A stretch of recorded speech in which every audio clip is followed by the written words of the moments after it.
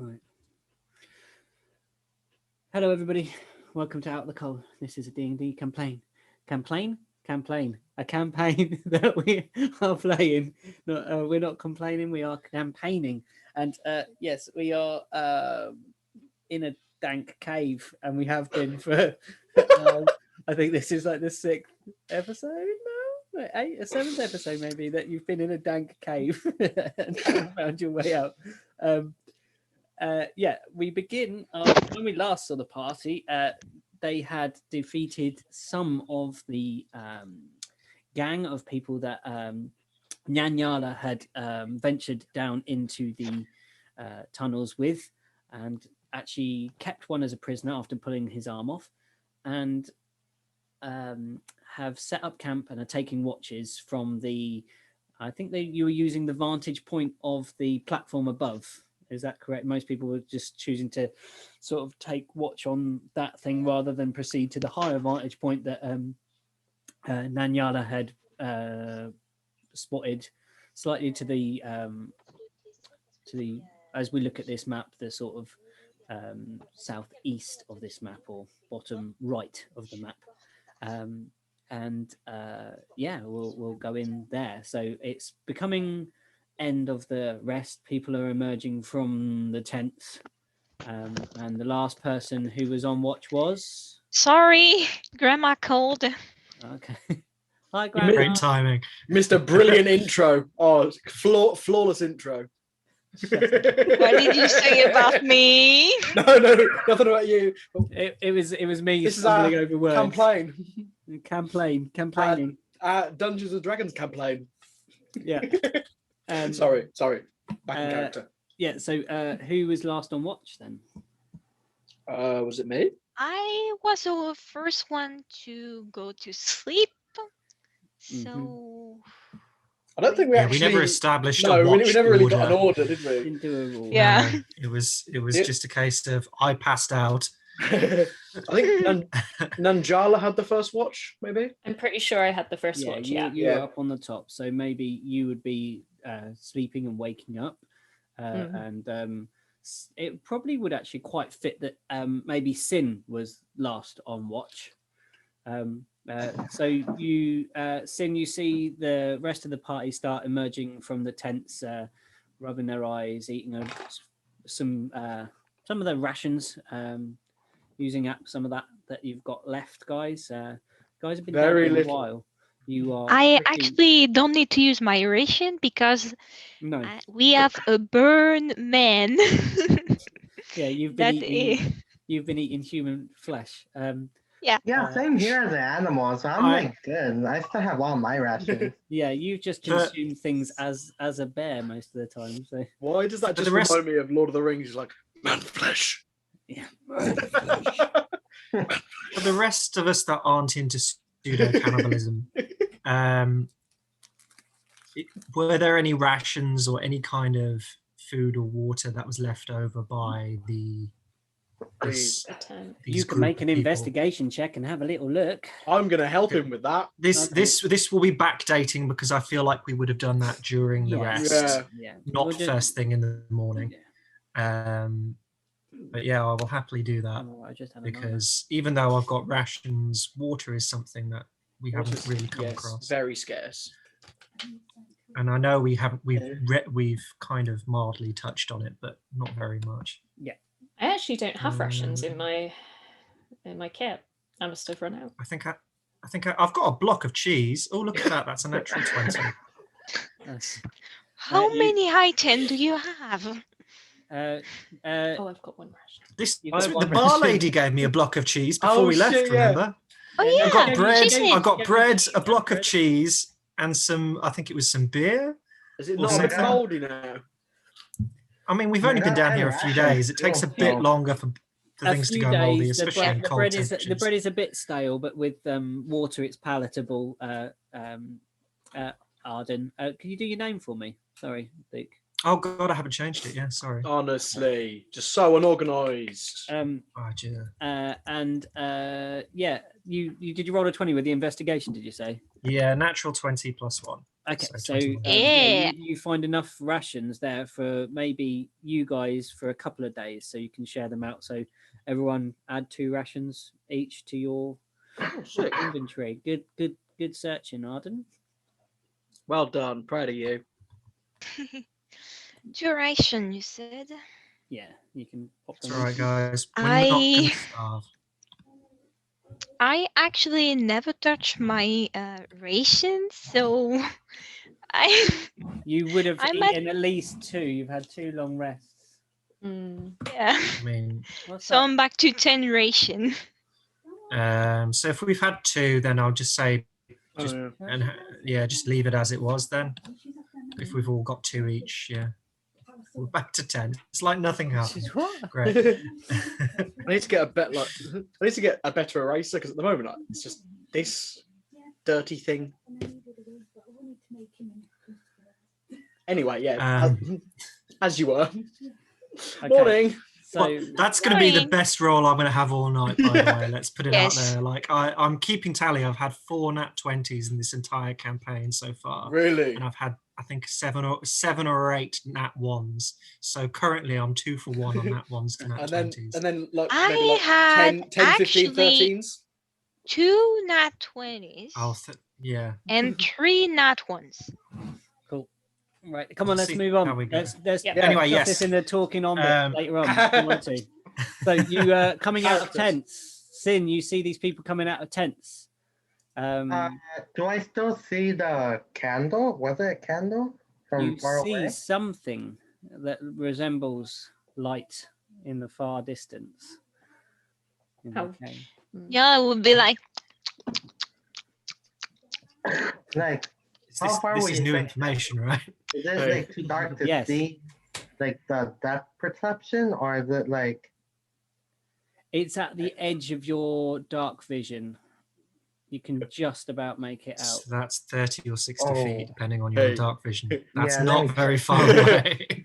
Let me check that. Hey, Arden. Hey, Arden, what can you see? Yeah,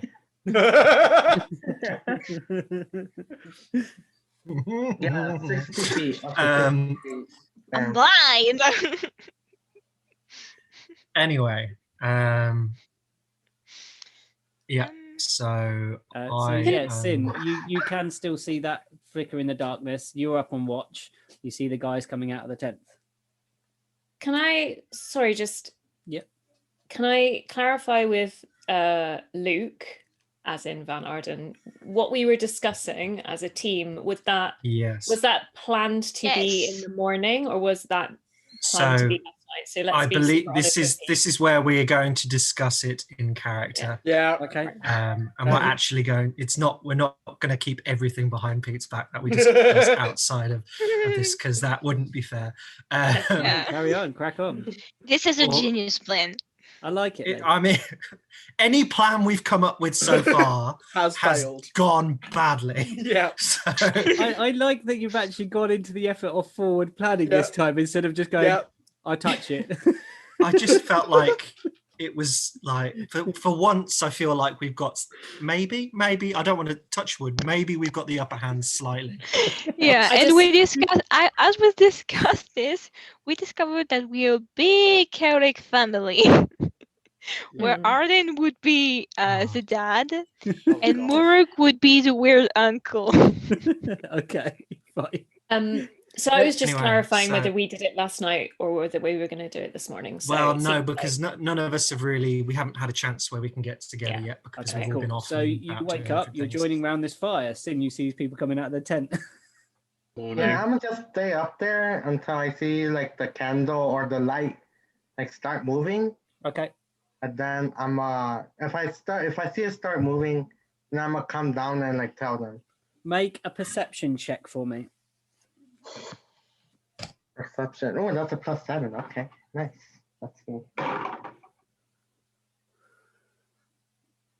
Strange things might go badly before we even get the plan off. So. Right. 19. You think, as you're looking and what kind of keeping half an eye on the people waking up, that you see something move between you and the flame. Between us. So like I saw a shadow, something like that. Something blocked the light from that candle coming towards you. No, I said flame. I go Unless your name is Flame. straight down and like tell them. What? do you Got say? company yet? Right. Oh man, I will finish my lunch. We use rope, right, to climb up and down. Yeah, you still have rope attached. You have 2 ropes actually attached to the pillars. Yeah, All right, we do. yeah. Then I'm gonna just like slide down the rope.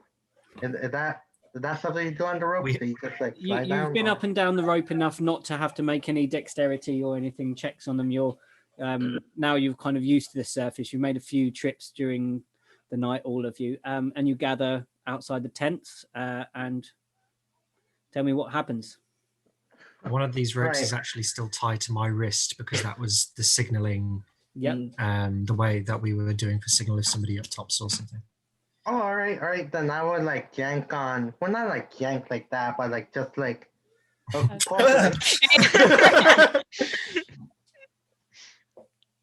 And I like. I don't know.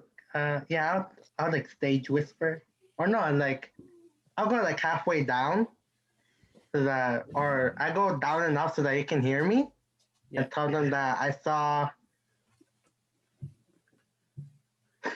Say hi. Hello. Hi. This is our encounter. This is what you the see boss. coming between you and the flame. Make it so cute we can't bring ourselves to kill it. Our special guest for this evening. And roll for initiative. She kills us all. 17. No. I would say that kind of Nanjala's first instinct would be to go to higher ground, like regardless of whether Sin has told something or not. So I would have thought Nanjala would be pretty close to if nobody had stopped her, she would have gone towards rope and gone towards higher ground just because of her nervousness. Her nature. Yeah. So you're starting to try and get a little bit of a view, make assessment of the situation first thing in the morning after taking your rest. I would be following you because as a caster, if I'm going in melee, I am dead. Okay. Like really dead. I'm the squishiest person on the group. So I grab Nanjala just quickly before she runs off to head up the rope because obviously we're getting tugged and we think something's coming. Yeah. And I just say, me, Rook and Sin will be inside. We're going to lure them inside. Mm-hmm. We're going to crawl out the back. We'll cut a hole. As soon as something comes inside that tent, get Nyala to light it up. Okay. We lost Sin. So I'm gonna pretty much. You've got firebolt if Nyala. I remember correctly, Nyala. So yes, and we're gonna head up pretty quickly because I know I've listened. I'm gonna Rook, Sin, with me quickly. So now, just for the DMs, what we discussed earlier during downtime, we've got the pile of bodies in the one tent. Yes, that's correct. And we've got the guy tied up and gagged in a separate tent. Oh, you've pulled him into a separate tent. He was with the bodies when Nyala was eating previously. Yeah, but we've moved him into a separate tent. Okay. He is out the way, kept separate. From Don't you dare hurt my son. This is my new son. He's your pet. Let's not call him. Okay. Anyway, and back to you're the action. hiding in the third tent. Is I that get adopted. We're going to go into the tent where the bodies are piled up. Okay, so there's 3 tents in total that are there. So you've got one empty now, one with one person. Yeah, in one's just empty. Preferably, depending on how the tents are set up, the guy that's alive is in the furthest one. Yep. Empty one in the facing middle. the wall there. Bodies on the furthest right. Question: And Would it'll be it the furthest right will be in? would it not be better if one of us goes in the tent with the man, just in case someone goes in that tent, picks him up, and runs off? Can do. We haven't discussed that though before, so you're planning an ambush basically. You're trying to yeah put something here for whatever may come your way. So Nanyala, you have climbed up with Nyala, and you are now standing on this strange green stone, looking along the walkway that you had previously traversed slightly more than everybody else. So you know that there's a more area that way. You're glancing around, and you look towards, with your dark vision, the same space. Sin, did you speak to them and tell them about the flame? Yes, Sin told us about the flame. Okay.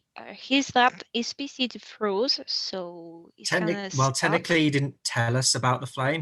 He just signaled that something was coming and he wanted to tell us, but the thing is, his PC froze, so now he can't use it.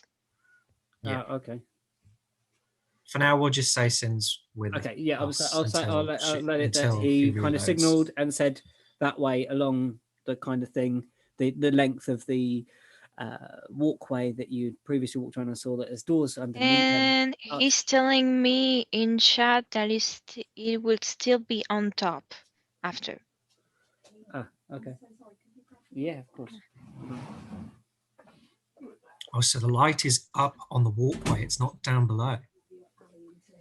From the angle that you're at, it seems to be it appears to be at the same level that Nanyala is at.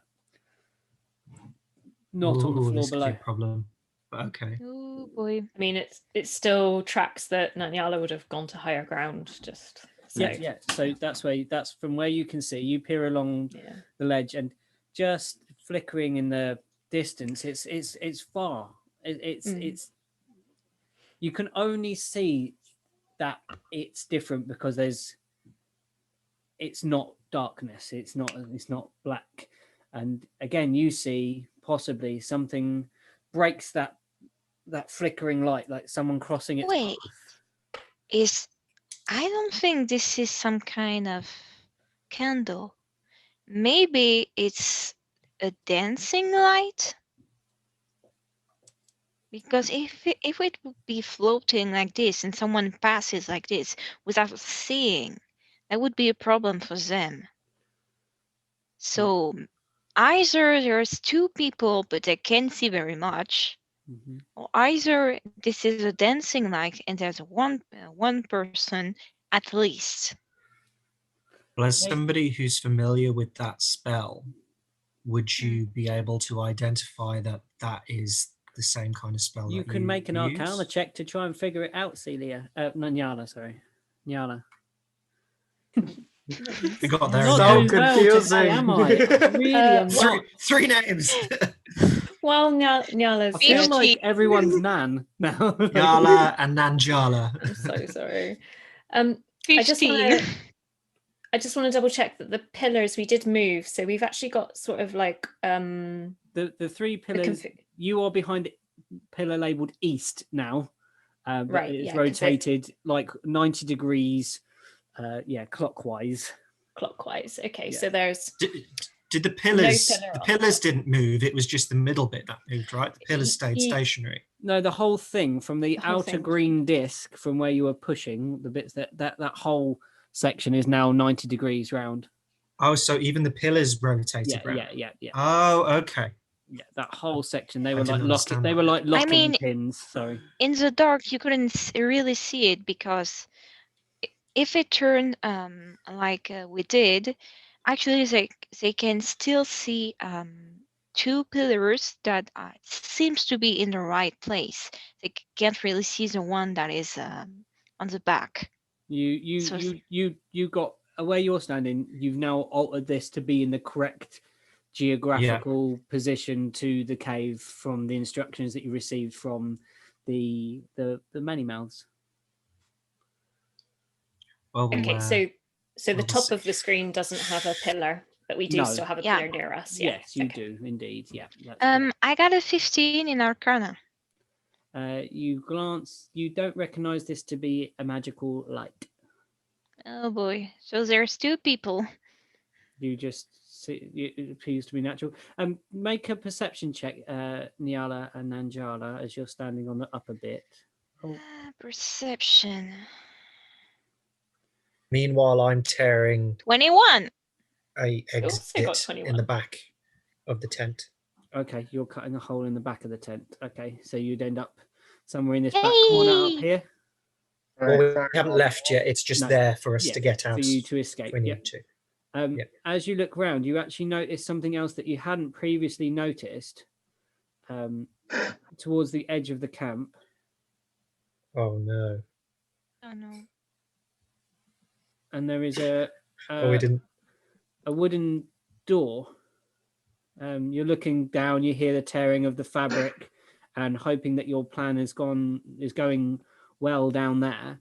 But you notice a wooden door, and it appears to be boarded up. Okay. So like boarded and sealed on this side, so we'd have to take the boards to be able to go through it. Yes. Okay. You don't see that. Right. You're in a tent at the moment, Arden. Okay. Nanyala and Nyala see that, and Sin. If Sin, are you up the We- top, mate? We can say this Sin. later because for now I think they're approaching Am I and at they the might top? hear us. Yeah, I feel like I'll be at the top. Okay, cool. Unless you listen to Arden. Arden, do you want to reiterate that bit? We'll do a bit of a rewind. Yeah, what happened? So, but it's all right. So basically, I just Nyala and Anjala went up to the top to see you.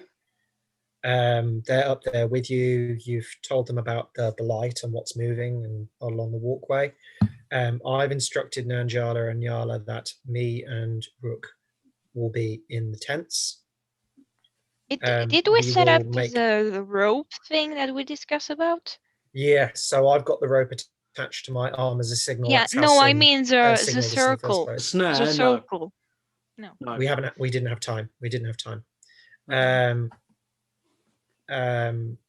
the idea is that as soon as if somebody comes along, this boss guy, whoever we're expecting, comes along and enters one of the tents, which we're going to try and lure them into, that Nyala will then light it up with a fireball.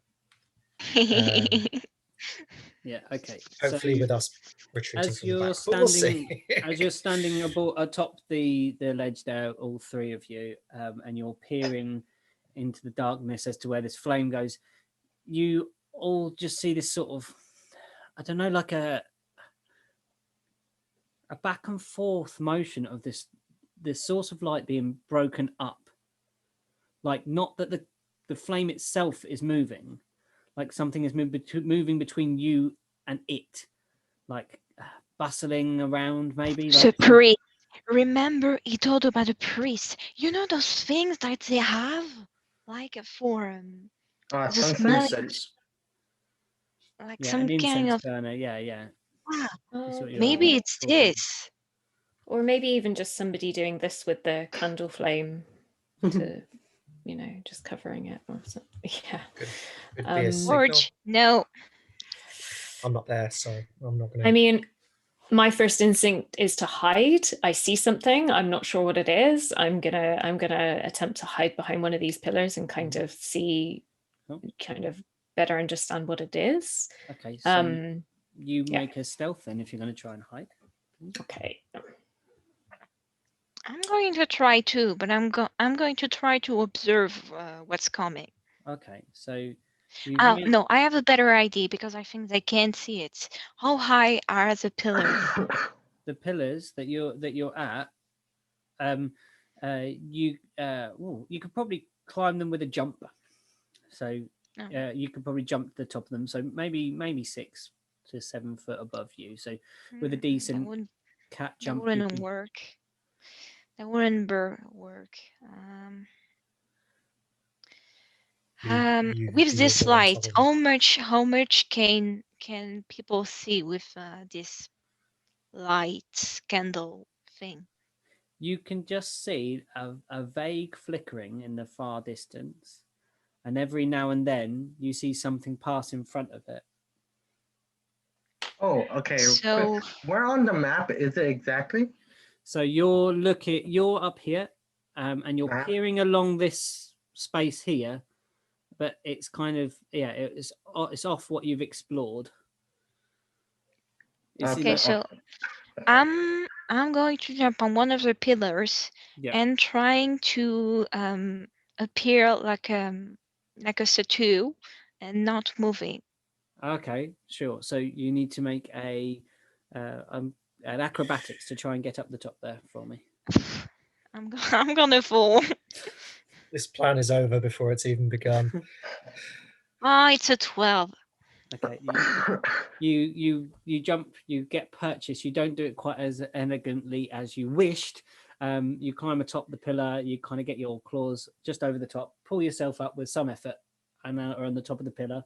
So now, if you wish to stay statue still, I'd say make a stealth check as well to be blended in, to be part of the furniture. My stealth was 13. Fuck! It's a 10. Okay. You dislodge some stones. They fall and hit Nanyala on the head, and Nanyala yelps slightly at that. Sorry. You are not hidden. Don't think you're very well hidden right now. And Sin, what are you at? You're up there as well, watching these guys try and climb up pillars. You said that it was on like the platform that we're on, right? Just on the front we have it. It's at the same level as you along this raised area. Yeah. Mm. Did I tell them that? Did I tell Arden and Rook? Those guys. We don't know. You didn't tell us. We just got signaled and sent those two up. You could go down, I suppose. Sorry, that's. Oh. Go down. That's not in character. You're not allowed up here. Go down. Too meta. Sorry. I kind of want to pass this out trait. No girls allowed in the tents. This is boys only. Yeah, I kind of want Like you were better. Okay, so if you want to cast pass without a trace, I'll let everyone else who's stealth add that to their stealth if they wish. If you're going to do it. Like I'm debating between going back down and tending them, like in more detail, or just casting it and going towards it. Well, discuss. Ask your friends then. Speak to your friends that you're with at the top there. Ask them what their opinions are. I know what I'm gonna do. All right, I'll go down.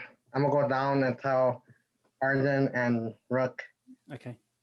Where like the light is exactly, So or like that's up there, not down here. You walk into the tent, and they immediately bristle, brandishing weapons, and realize that it's you, because you're elven, you're quite light on your feet anyway. But they heard you coming, but they were expecting someone that they would have to slaughter to be coming to the tent edge.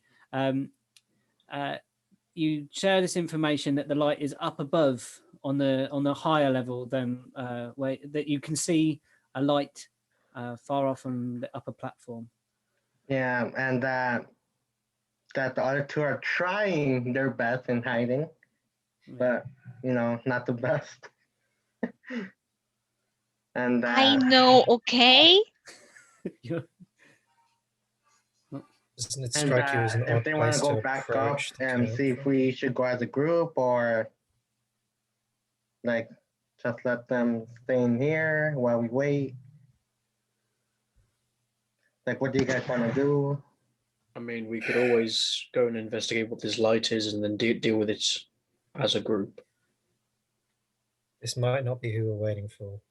This might be something different. Exactly, but we can't wait here forever. Let's move quickly. Okay, so Let's go. How about the guy that's tied up? Do we just... Don't forget leave him. there. No. Leave him there for now. He's safer there than coming up. So we're going to leave him there for now. Realistically, are we coming back here? Potentially. We'll see. Once we've established and identified what's going on, then potentially. And Yala, remember, I told you, if you're going to have this guy as a pet, you've got to take care of him. I'm not dragging his ass around. I ain't taking him. So if you wanted it up there with you, you were the one that had to drag him up there. Anyway, so that was just a side to a conversation we had earlier. I'm going back yes, for him. quick, You let's know go. that. So I go out the back of the tent, and we start climbing up to join the others. Yeah. So you're all up on the stealthily this time. Stealthily. All right. Because last time I got caught out by not staying stealthily when I thought it was I thought it was implied. All right, then I pass this out, Trey. So we each get a plus 10. Let me look at it exactly. It's and plus make 10 sure to that anybody within a 10 It's foot anybody radius? who's within range of you gets it. So the moment you moved away, they're no longer affected by pass without a Yeah, trace. but you've moved back The up moment and you we're cast in it range now. with you, Is we'll it get 10 everyone feet? within 30 feet of me. 30 feet. Oh, There yeah. you go. Look at that. So Nice. It's everybody just else like a firefly. who are just inside that bubble now. So you guys now got a 13? So one of you is a 23 and the other one is now a 20. Is it a 10? Oh, I got to roll for mine. Let's see what I get. Yeah. So everybody who is up there, do a stilt and add 10. 20. And whatever your regular modifier is. Oh. 24. Yeah. 34. 34. Did you get a natural 20? 27? No, I got 19 plus 5 Oh, you got plus plus 5. 10. Okay. Yeah. 34. So Arden 27? Arden barely makes sound right now. I'll see, but you better make sound. I mean, as you probably as you get up, you can see one of the pillars.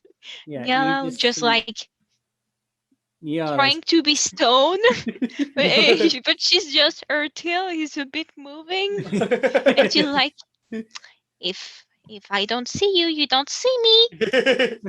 That kind of cat logic. But then Nyala notices her tail and starts spinning round to try and see where her tail is and like half chasing it, and then realizes Arden's just got his back to the pillar with his head in his hands like this. And you indicate the direction of the to Arden, who cannot see this far and in a distance, and say there is some sort of flame over there, and it is. Wouldn't I be able to see the flame if it's light? It is so far off in the distance. I'm saying that with the guy's dark vision that they have, it's on the verge of them being able to see it. But because they have dark vision, they can pick up that extra sensory perception of light beyond their dark vision because range. it's further away. Yeah. Okay. No, you're still blind. Yeah. I Just run spinning past. behind a pillar. Arden, should I shoot not at the light, but towards the light, like not aiming at it, but maybe try to distract it and try and like provoke something? If I not aim directly at it, but shoot an arrow in the general direction, do you think that we'll get more information? Can I burn it? I think we need to wait for it to get closer and ascertain what it is. Because if we fire a warning shot at it, it could just turn and run and we've got nothing.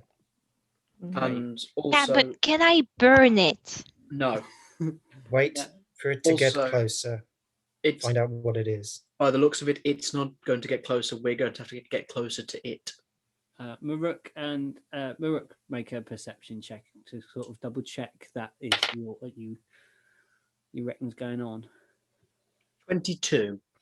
22. Whispering, by the way. This is all whispering. Yeah, it's all like... You look, and it's at this point that with your large ears able to pick up slightly more than maybe the rest of them, even Nyala, your ears are larger, and they catch a muffled sound from the direction of the candle. Interesting. So what's going on? You everybody else sees Maruk stands still suddenly, and his ears turn slightly towards the sound. It would appear that something down there has been muffled, either by a rope in the mouth or something it would appear that something down there is potentially captive. Or bait. Or Well, bait. Oh. Let's just hope it can only see in the dark as much as you can. Or as much as I can. I say we go and investigate, if I'm honest. I was about to agree and say I will follow you, but obviously I'm limited here. If we do have to come into confrontation, if somebody can, if the fight breaks out, somebody lights it up somehow, that would be great. Okay. But right now, yes, Can I? that would be great. Fairy Not fire? yet. Not yet. Let's get down there first and establish what's going on. And if needs be, yes, light it up. Cool. So this is Oh, wait, I have an idea. Can we use that rope to actually get down and hide along the path to see exactly what it is, so it won't see us coming because we are underneath them, but we can see them. You want to take the We'll have no lower way of getting road back kind up. of thing. Yeah. If we did that, we'd have no way of getting up that side. Exactly. And if they did open fire on us, we'll have to get away from their range. They're going to have. Oh, it's okay. There are holes in the path underneath. We can hide there. No, that wouldn't work, I don't think. I mean, it's cover, I suppose. Yes, they'd have to move their position, but they could just wait us out. I think it's better to go from the top. Low ground makes me nervous. In the immortal words of Obi-Wan Kenobi. It's over, I have the high ground. Okay, so are we proceeding along, guys? Yeah. I'm going to kind of like take... Stealthily. I'm going to take my shield out and kind of like inch forwards with everyone else behind me, so that if anything fires, it'll hit the shield. Yeah, you are about. I fire you back. We're talking a 2 wide sort of 2 to 3 wide path where you guys are right now. So you're not crammed in as you were last time. You're feeling less of the claustrophobia that has so far been the bane of your time in this cave, that closed in feeling. Even though the ceilings were high, you were always trapped in these kind of rat run tunnels until you made this up a bit. You feel the vast expanse of the cavern above you, and remembering those flapping sounds that previously had interrupted your progress when you were with the many mouth chap. You with great... I forgot to tell, just like something like that. Yeah, remember? Oh yeah, with Ninjala, we saw a door down when we were looking. Okay, let's put a pin on that and focus on what's happening right now. If we go back, we can explore the door. Exactly. It was closed by some wood panel. You think wood will stop me? You are a brute and a man. Shut up. Exactly. Shh. Deal with what's in front of us. We'll go back later. Nanjala remembers the last time we were sort of on a long platform without like sides to it, and it wasn't going particularly well when things took pot shots at us. So even though Nyala said that she's taking the back, unless Nyala is gonna push me, I'm gonna kind in front of her. I am going to try and stay reasonably close to the pillar. Although DM, oh no, wait, I could probably do this myself by counting you said each hexagon is 5 about foot, 5. right? Yeah, about 5. 5, 10, 15, 20, 25, 30, 35, 40. Okay, I think I'm gonna, until people, if they go further than 60 feet, which is my dark vision, I think I would go like further, but I would just look behind and say, how far are you? 60? 60. Well, that would be the... So with your normal movement, you go 5, 10, 15, 20, 25, 30, so you're about to hear, guys. So that's Maruk. You are 30, aren't you, Maruk, with your movement? Yeah. Yeah. So you're up to... I'm going to have my hand on Rook's back, obviously, because I can't see him guiding me. And as I'm you going to look- have my bow out in my other arm. Okay. As you look round, the ones that are proceeding, Nyala's hanging back. Sin, where are you? Are you up with the party or hanging back with Nyala? Nanjala, sorry. I'm in the... I want to say I'm with the... I'm in like the middle. Okay. With So the you're party somewhere around here. because my range is 30 feet with pass without trace. Okay. Yeah, so you're about to probably move out of Nanyala having stealth if you move any further from where you are. But the other guys, which is the bulk of the party, Maruk will be moving out. I would be in the bubble too then. Yeah, you are. If at the moment, if you guys proceed any further and Sin does not follow you, that pass without a trace will... sadly, you will not be in that pass without a trace bubble. One of you is going to be unstealthed unless Nanyala. What were people's roles, by the way? So, like, it's just deduct 10 as soon as we move out, unless you want us to roll again once we leave. I didn't roll, so... You did when you were getting on the pillar. I'm taking that roll, which was a 10. Oh. I think, was it 10? No, that was... Wait. So just keep that in mind. Yeah, that was a 10. So it would be a 20 with pass without trace. Yeah. So at the moment you're stealthed, all of you. I would just look at Ninjala and like...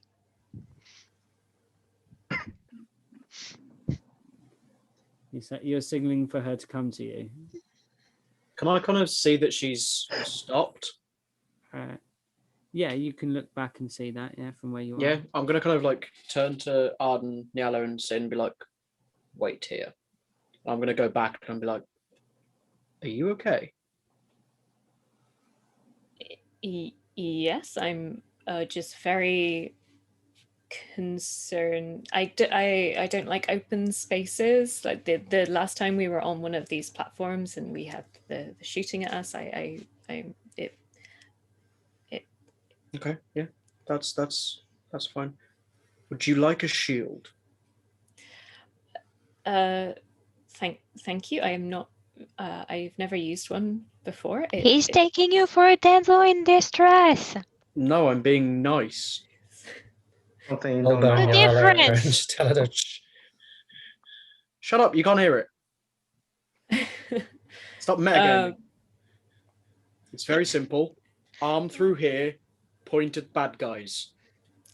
I believe I won't be able to use my bow if I appreciate that's the gesture. A good point. I appreciate the gesture. Stupid. Really, it's something I'm not used to. I'm just very used to looking after myself by myself and keeping safe. So yeah, I will follow. Maybe I'll follow a little, like, sort of a slight crouch, even though it's not really going to do much. It's just going to make her feel a bit more safe the lower to the ground she kind of is. Yeah. So you're all up on this sort of next sort of turn. You look back and you can see this higher raised platform that you came across previously, Nanyala. You guys who haven't seen this before see that this is almost like an inverted stalagmite. It's kind of rising up from the floor and appears to have a flat top to it. It has a much better, you think it would probably have a better view. You could see quite a lot from up there. You'd also be close to the ceiling though, which is where you heard the flappings. Where's the goblin here? Sorry? That. Where's the goblins? The goblins are over on the this other way. Side. Yeah, over this way previously. And yeah, it's up to you if you want to move any further, guys. You see the passageway gets narrower down to your left as you're coming along this space. The space to the right is quite wide and open on the lower level. What's the position of the candle? That candle looking light. As you move along, it's over this way. off to this way. Does it look like? Obviously, I don't know this, but for the general group, is it looking like we're getting closer to it or not? You, Maruk, as you look, and everyone with dark vision, as you peer, you are nearing the source of light. It's becoming more defined. It seems to be from candles. It looks like it's candlelight. As we're getting closer, can I start to see it or not? Hold on, I'm gonna have a look because I don't know how many squares it is for you. What's your vision? Vision. I don't think there's a normal vision for people that don't have dark vision. It's just I can see it or I can't. I don't have a vision radius. All right, this is what I'm gonna do. Right? Yeah, Arden, you would start to see the flickering of candles, just like, you know, vaguely through this darkness, guys. You would see it. All right, this is what I'm gonna do, because Arden not being able to see is kind of a pain. Yeah. So what I'm gonna do, I'm right behind Arden, right? Yeah. All right. So I'm gonna flick him behind the head. Transform me to a bear and put it on your back. I'm gonna flick him behind the head and cast dark vision on him. Yeah. So now for the next 8 hours, he can see in the dark for up to 60 feet. Arden can now, you feel a pain in the back of your head, and suddenly as you open your eyes from that pain, the world is revealed to you in hues of grey. And you see as the others see and go, God, this place is, realize the vastness of the cave. You realize how far that you thought it was big, but you now see further. But as you see further, you're suddenly in awe of the immensity of the height of this place that you are in. I think I preferred it when I couldn't see. Welcome to the club, Grandpa. Okay, so are you moving forwards, guys? Yes. Yeah. Take my hand off of Rook's back and I notch an arrow. Okay, so as you move slightly further in, and what you are revealed is there's a small hump in the track in front of you. Like naturally, there's a space underneath that someone could pass through in the lower part, on the lower floor, like it's a bridge over. Right. Is it similar to the ones further back? But this one's similar, but this like one higher. isn't hewn through. This one is actually bumps up and over. Can we see those other ones clearer now? From this angle, you look back and you see 3 tunnels that go through rock. And they just go straight through. You can see to the other side of the space, yeah. Okay, cool. Just wondering, just in case any of them like led to any kind of staircases that went down or anything, but if we can see straight through, great. The map is pointing towards something, and I'm scared of it. Okay. Oh boy. Well, for now, we can only continue going along the one path, so let's just continue. Yeah. Okay. Slowly and stealthily. You are still very much stealthed. And the path becomes gradually wider. As you move along, you look down and you see a set of stalagmites below you and remember the horrific encounter that you had, but they don't seem to be blinking, shifting, or own tentacles. Yeah. So thank God. Too bad, Stin. No pets for and then the path begins to open up. You either. And I'm gonna kill the guy. Watch. There is a greenish hue lit up in front of you, and you are greeted by what appears to be some sort of it's a bloody church setting. There are pews and an altar on the ground, and there is a huge plinth with a gigantic door and 2 statues sat either side of the space where the door is. I'm just zooming you in a bit, guys, so you can see a bit better. Is this blood? Would you like to go and investigate, Niala? Yes. I'm That gonna reminds me of the scene from Ghostbusters. kind of like smelling the Okay. around to see if there's people first, and if there is something special. Perception check then. Well, she's be an ill-attended statue. 22. 22. You look around the space, you see a large statue that appears to have a squid for a head, a second statue that appears to have some sort of ram demon type head. You see an altar. Upon the altar you see a knife, and with that high roll you also see something behind the altar on the ground. The doors at the moment are actually wide open. They're not shut as they are in this picture. They are wide open. I remember this place. Okay, I tell this to the other. Sorry. You remember this place? I want to go grab the knife. I want to like. But there's a lot of people doing stuff at the moment, so let's. Okay, go on, Sin. What are you saying? I wanted to go grab the knife. Okay. Yeah. Niala, what were you doing after your perception check? Sorry. I goes with Sin, but I just grab grab her hand. Sorry, Sin is a girl. Grab her hand and just say, "Don't. If this thing is cursed, you're gonna be cursed. You see those 2 statues? Big demon things here. Okay, so don't touch." I'm still going. No. And just slap the hand. As you near, you see what is the other side, and there is a body the far side on the ground. It's you like see we've learnt nothing. Fresh blood upon the altar itself, and you see that there is blood on the knife. Sin and Yala, I'm going to make you make a strength check to see if Sin grabs the dagger or not. So opposed strength. So both of you roll strength checks. 20 and add your strength modifiers, and whoever gets it wins. 11. Strength?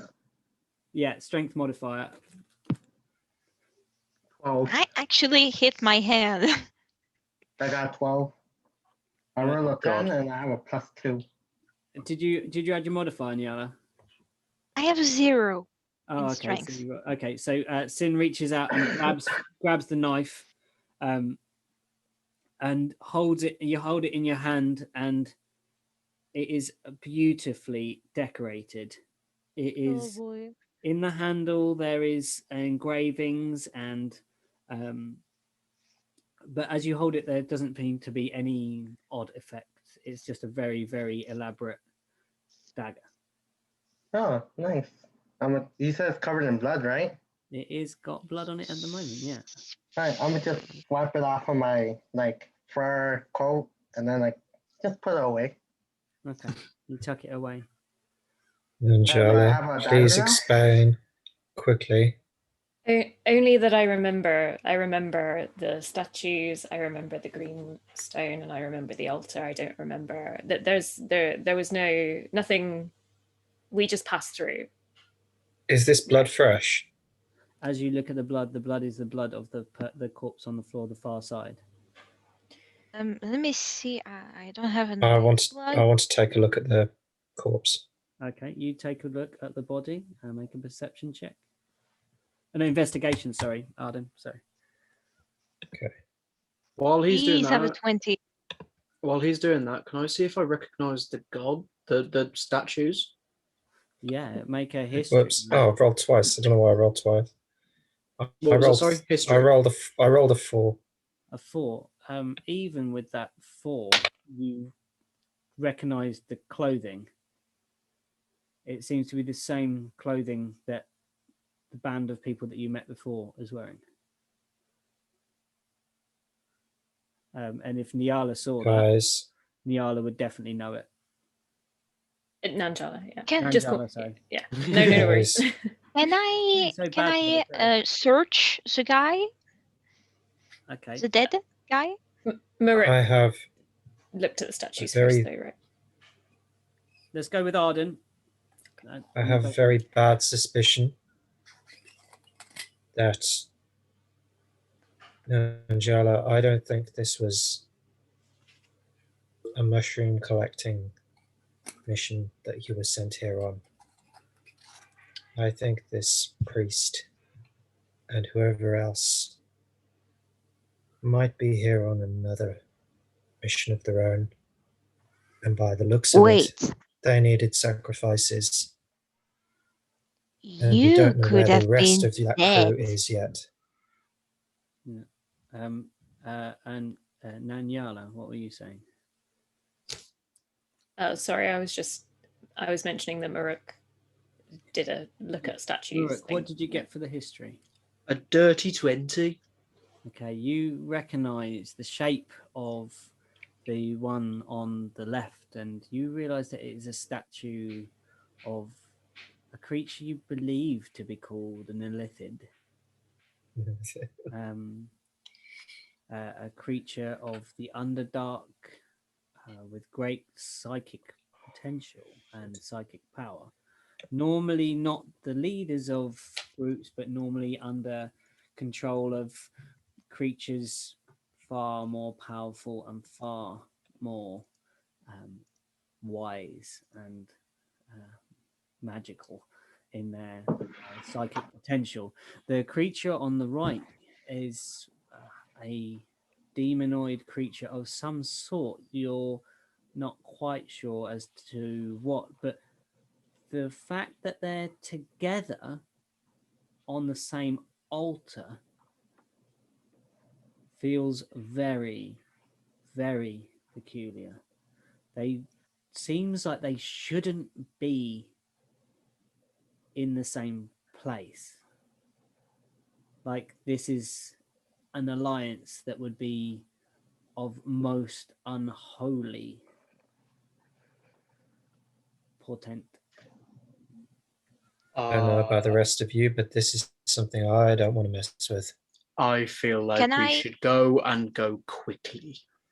Yes. Can I search the dead guy just to see if we have something?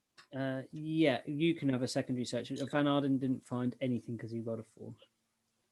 Yeah. So investigation? Yeah.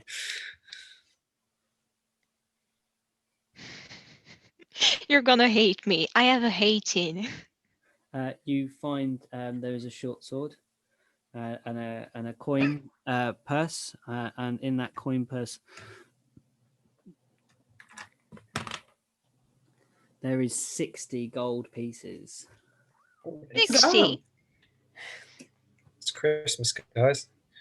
Cha-ching. Should I? No, I should keep my gold. No, I'm kidding. Along the edge of all the statues, also along the altar before the steps, there is where you saw the source of the candlelight. By the way, the candles are burning on the edge of the platform here. There's one at this end of the altar, and several positioned round, burning on the floor. Okay. 60. Vision. You did told me 60, right? 60, yeah. That's 12 each. Large bag of gold. If you tell them about it. If she tells us about it, it's 12 each. Yeah. I'm going to. How long does this dark vision last, by the way? 8 hours. 8 hours. Oh, okay, that's fine. You're good. You're good. Arden's going to wander and just look at these pews and these benches and see if there is anything, like any kind of manuscripture, anything to kind of... Okay. Anything anybody's left behind. Kind of. Make an investigation check of the pews.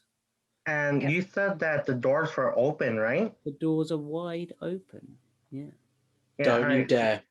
I'm gonna just go at the doorway, right, and like just peek in, not walk in, peek in.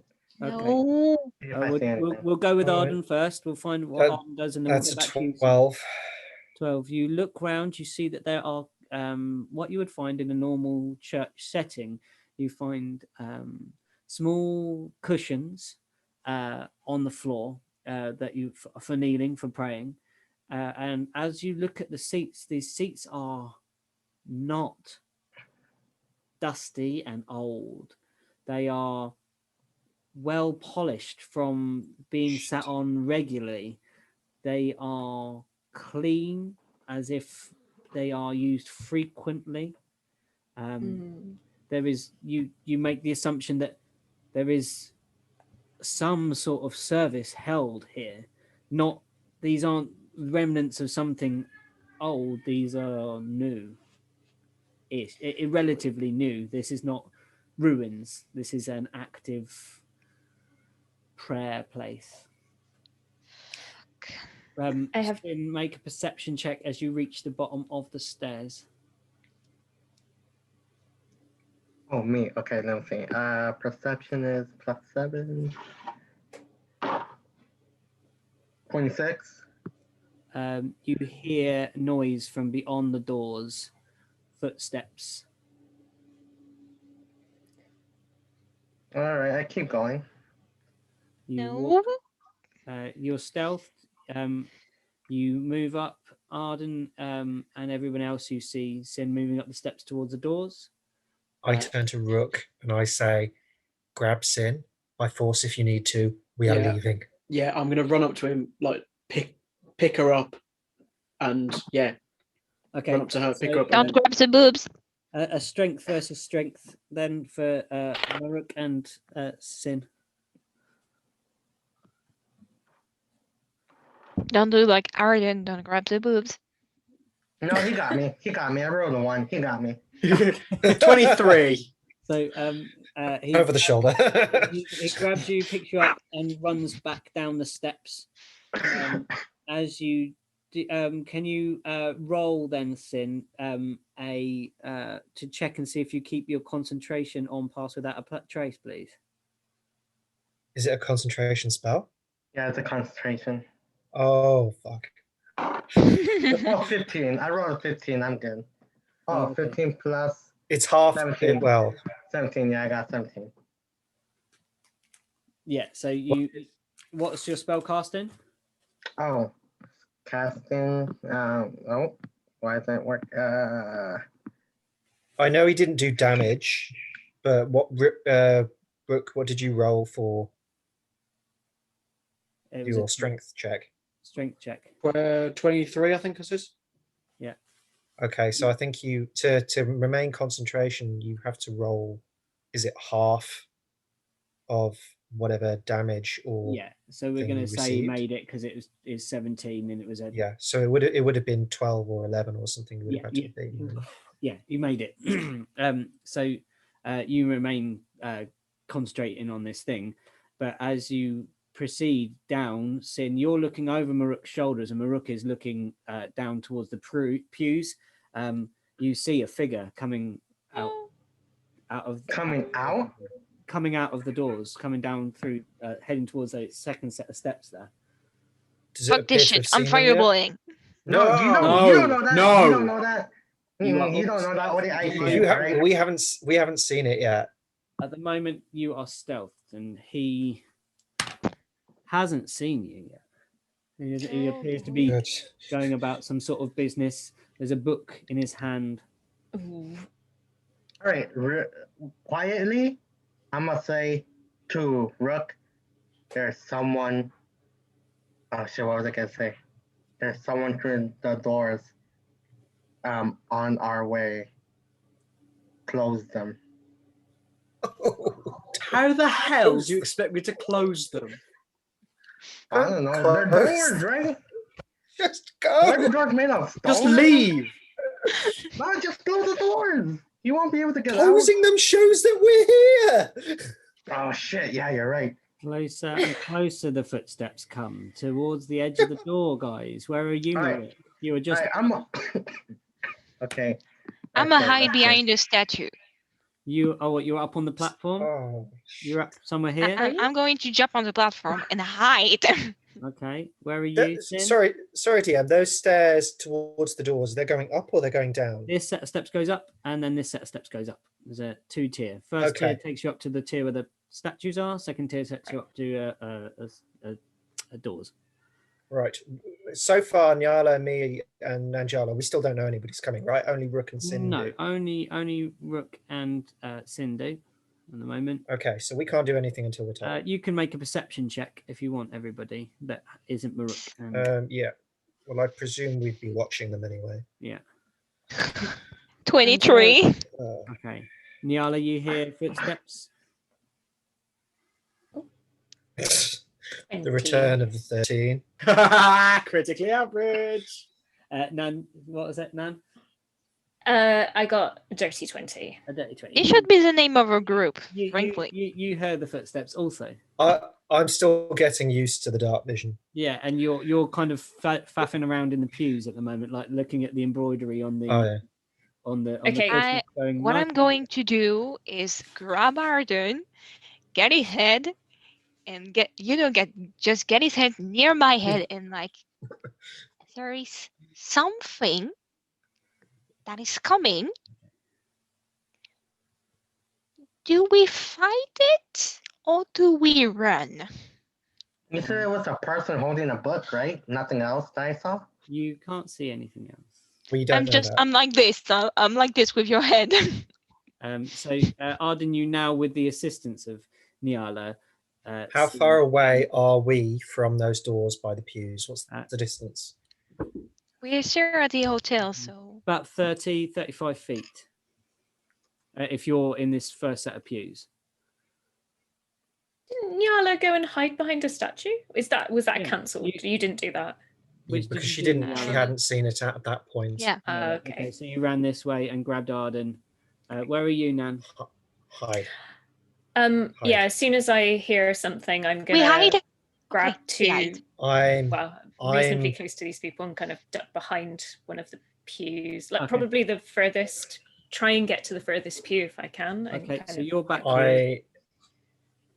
I'm gonna run down the side. This way? And try and get behind where the doors are. So like past or maybe even further up the side, round here, around the top left or top right, not even on the green bit, just it's not in view. Yeah. Okay, so you're lower than the platform then. You're beside. Is that like a sarcophagus or something like that? Yeah. As you run to the right, you see that there is something here, but your attention is more focused on the footsteps that are I'm just thinking of something I can perch behind, that's all. If you want to have a look, something I can perch behind, great. Yeah, so if you want to go that way further, you can make it, and there is some sort of sarcophagus type box. I will just perch behind it. Okay. With my arrow ready, notched as it was before. Yeah, cool. Where are you, Maruk, and carrying Sin? You can put me down, just saying. No, because you were walking towards a door where someone was coming out of, and we don't know what's down there. So you are staying firmly on my shoulder until you can learn stealth. What's being stealthy? You just picked me up and grabbed me. I'm gonna, because you were wandering off. You're too big to hide behind the hotel. You should try the statue. One at a time, please. Yeah. You're too big. Okay, Nyala first. You're too big to hide behind the hotel, so I recommend you to hide behind one of the statues. Because partly down the steps. Yeah, because that's where this guy's coming from. He's coming from the way of the statues. Yeah, up between the statues. You could get to here. You might have cover until he was level with you, but you are carrying Sin. No, I'm gonna kind of run down, almost down the middle. Yeah. Throw Sin behind one of the pews, like on the left, and then I'm gonna duck into the one on the right. Okay. So you just get draw me like that? Yeah. Okay. Wow. Well, put me down gently. No, he just got up. There's no time to put you down gently. So you duck down and you hear on the steps clap, clap, clap on the first set of steps. And if anyone's peeking out. I'm going to make them make another stealth check to see what's going on. You have your pass without a trace, even. I can't say anything today. Sorry, everyone. 24. 21. I peeked. I got 24. 24. 21. Okay, so as you guys peer out, and Arden, you peer out from your place, you see someone dressed kind of similarly, but there is more robe about this character, this person walking down the steps and idly leafing through a book held in its arms, mumbling to themselves. I don't like it. Arden, I really don't like it. He walks to... Where is everybody situated right now? So I am with you. I followed you. You followed me. Nanjala is in the pews. Rook is where again? Sorry? In this pew, and Sin's in this pew. So the three are in the pews. Nyala and me are up top right. Okay. Yeah. We're actually in a good position. I'm just going to wait. He walks down and looks through the book idly, and then looks to the body, kind of steps over between the legs that are on the floor and stands next to the altar. Oh, shit, that took The knife is missing. Looks down, and all of a sudden there is blackness around him, darkness. This is why we don't touch things.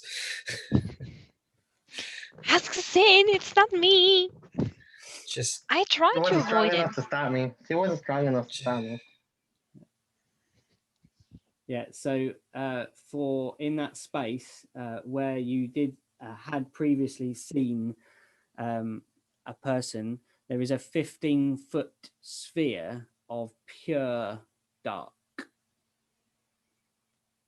I am going to hold my action until I see somebody come out of that darkness. Okay, so let's roll for initiative, guys. Oh, fuck. Oh, fuck.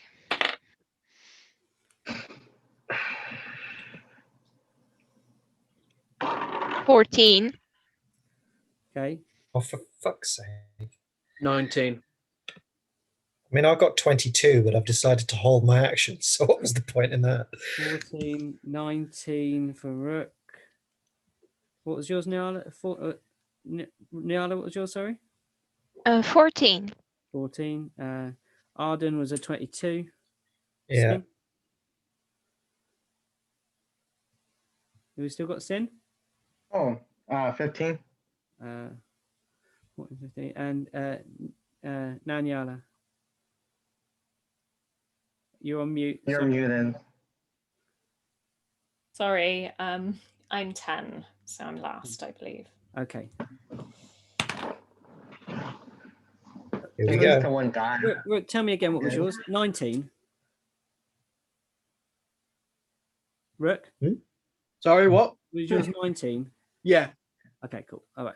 Sorry. Arden, you hold your action. Rook, you've got the first pop at this then. Can I kind of look at it and kind of determine what the hell it is? You just see a sphere of blackness. Okay. Don't move. Just don't move. I'm going to, like Arden, I'm going to hold my action. If anything comes out of it, I'm going to rage and run at it with a warhammer. Anything comes out of it? Anything hostile comes out of it. Okay, cool. So you are crouched down behind this the benches, peering out, and there is a sphere of blackness before you that you cannot see anything through. And as you peer at it, you begin to hear a strange utterance from inside this space. And if I can find the blooming spell. It's Hadvar's, isn't it? the same space around that the blackness takes up, you start hearing a strange gibbering, and you start seeing in the blackness shapes forming, mouths and teeth and eyes, horns, devilish looking things kind of flit in and out of the darkness. Then why? It's a portal. Geronimo? No. I'm joking. I'm not trading one hell for another. Oh boy, no. I think I know what the spell is, but in character I don't, so. Yeah, I think I do as well. Wait, Please tell me it's not a dimension door. No. Hold on. Much worse. It's much worse. No, not the plain one. Not the plain one. Please tell me it's not the plain one. No. It's not that. It's not a teleportation spell in any way, shape, or so now I'm not gonna say what it is because it's too meta. Just characters. If you don't know it, you don't know it. Yeah. So there's. No, I know it. I just can't remember the name. Darkness writhes with some energy movement. Now it's Sin's go. So there's darkness and there's tentacles coming out of it.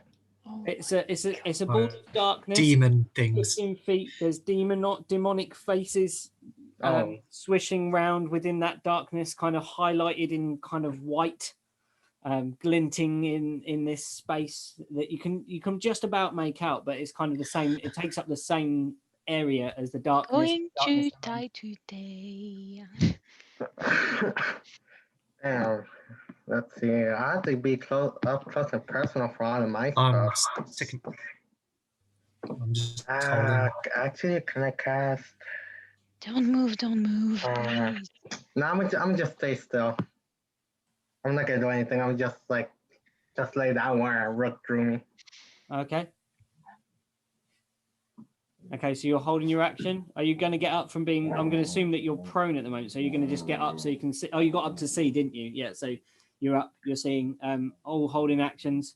There's this strange swirling force. Nyala, it's your go. I just want to ask one thing. Yeah. Because when I want to do Blade Ward to immune myself from plunging, but does it do light? Does what do light? Blade Ward. Does it make light? Yeah. I don't know. Read me the details of the spell. There is nothing. There's nothing saying it's making light. I'm just making sure. Okay. Yeah, we'll say it doesn't. It can manifest in whichever way you wish it to be. Okay, it's just a small buff would do. Okay, so you just cast a small buff on yourself and you are protected from, what was it? It's protecting on the next turn. You have resistance against bludgeoning, piercing, and slashing damage dealt with by weapon attacks. Yeah, okay, cool. Lovely. And now it's Nanjala. Nanjala actually didn't peek out, so Nanjala is kind of hasn't actually seen anything yet. So you just hear everyone gasp maybe slightly as there's a blackness. You can hear this sort of strange chittering, voices maybe, but not voices that you can decipher. Okay. They don't sound interesting. Okay. I think my action would be to probably peek, so probably do what everyone else. You look down and behind the altar, above where the body was, including the altar for a 15-foot sphere, you see a ball of blackness and sort of hear chittering demonic sounds and stuff coming from this space. Okay. I don't have Infernal in my language, only Celestial, Common, and Draconic. So if someone has Infernal, please tell us what it says. I mean, I do, but it might not be infernal. Oh boy. Make a perception check if you want to. I know we're in fight, but you can make a perception if you're peering that hard. Okay. Yeah, I'll do, because that would be the action. I think. Yeah, she's like, okay. Yeah. Oh, it's shit. Sorry, swears. For YouTube. 6. You recognize the tongue slightly, a few odd syllables here and there, but you don't glean much of what the gibbering is. You got a bonus action? Gonna do anything? What can I do in bonus action other than that? No, I don't think I think know we're here yet. Yeah, exactly. So I've noticed that nobody else has done any angry actions. So I think I can't ready an action because I use my action to try and perceive. So I think I'm just gonna be probably hiding back again. I think bonus action you can sort of, if I looked out, and I'd be just going back, and that's kind of it, pretty much. So, Arden, it's back round to you.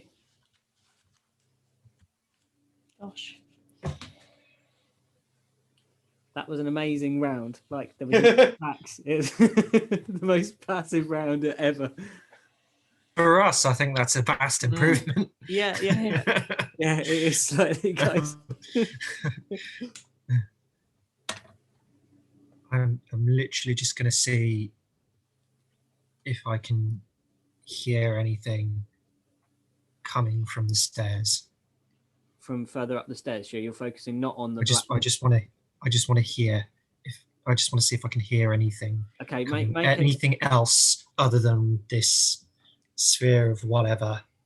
And I'm just going to look around the stairs, see if anything's moved anywhere else. Okay. So make a perception then. We're going to do a perception.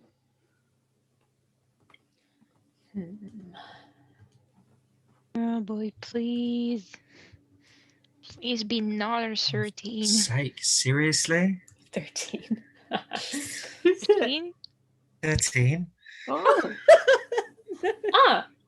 What? Oh. I'm cursed. You glance around at this. I'm cursed. I'm literally cursed. You look towards the stairs from behind the place where you are. You're slightly obscured by the statue with the horns. You don't see anything apart from the candles burning and melting onto the green rock. But nothing anywhere else. I'm just surveying the entire area. Not with that perception roll. Okay.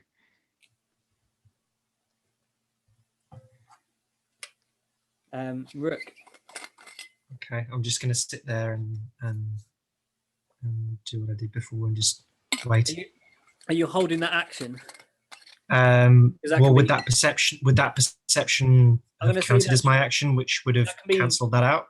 That'll be your that can be your free action. That's kind of like just looking around. Okay, I'll just hold that action then. Yeah, okay. Of holding the arrow. Yeah. Okay, Rook.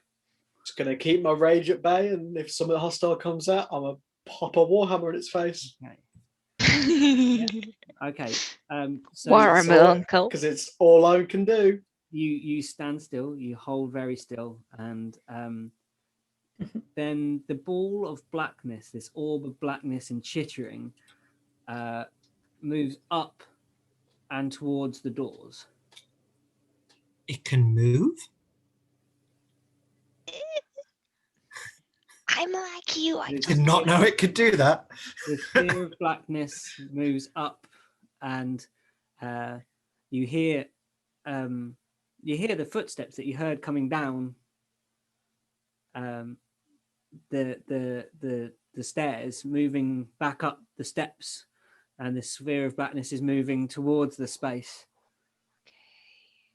And as it proceeds out of the door, it says, "I don't know where you are, but you shan't leave here alive for the master," and walks off through the doorway.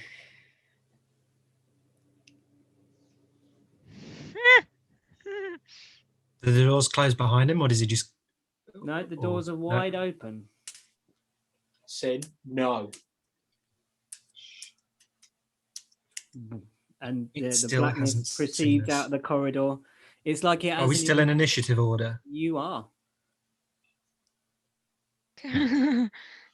It's now Sin's move. Sin? So it's just started going up the stairs? There's a ball of darkness 15 foot in radius moving Up the stairs, right? up the stairs, yeah. Okay. And it's gone out through the doors with its the amount of space moves that it can. It's proceeded out through the doors into the space beyond. You can't quite make out. It looks like some sort of corridor of some sorts beyond. Don't. Kind of want to go behind the altar. You're going to try and move up. I want to. I thought I passed without trace. Yeah. Okay, so make a stealth and see if you get up behind the altar. All right, yeah, I'm gonna do that. Oh shit! Oh, that's such a good roll. And if it is what I think it is, it can't see it. Like, if we can't see in it, it can't see out of it. Yeah, I got 28. I'm like right behind the altar. Yeah, you're right behind the altar, and as you do, you notice that the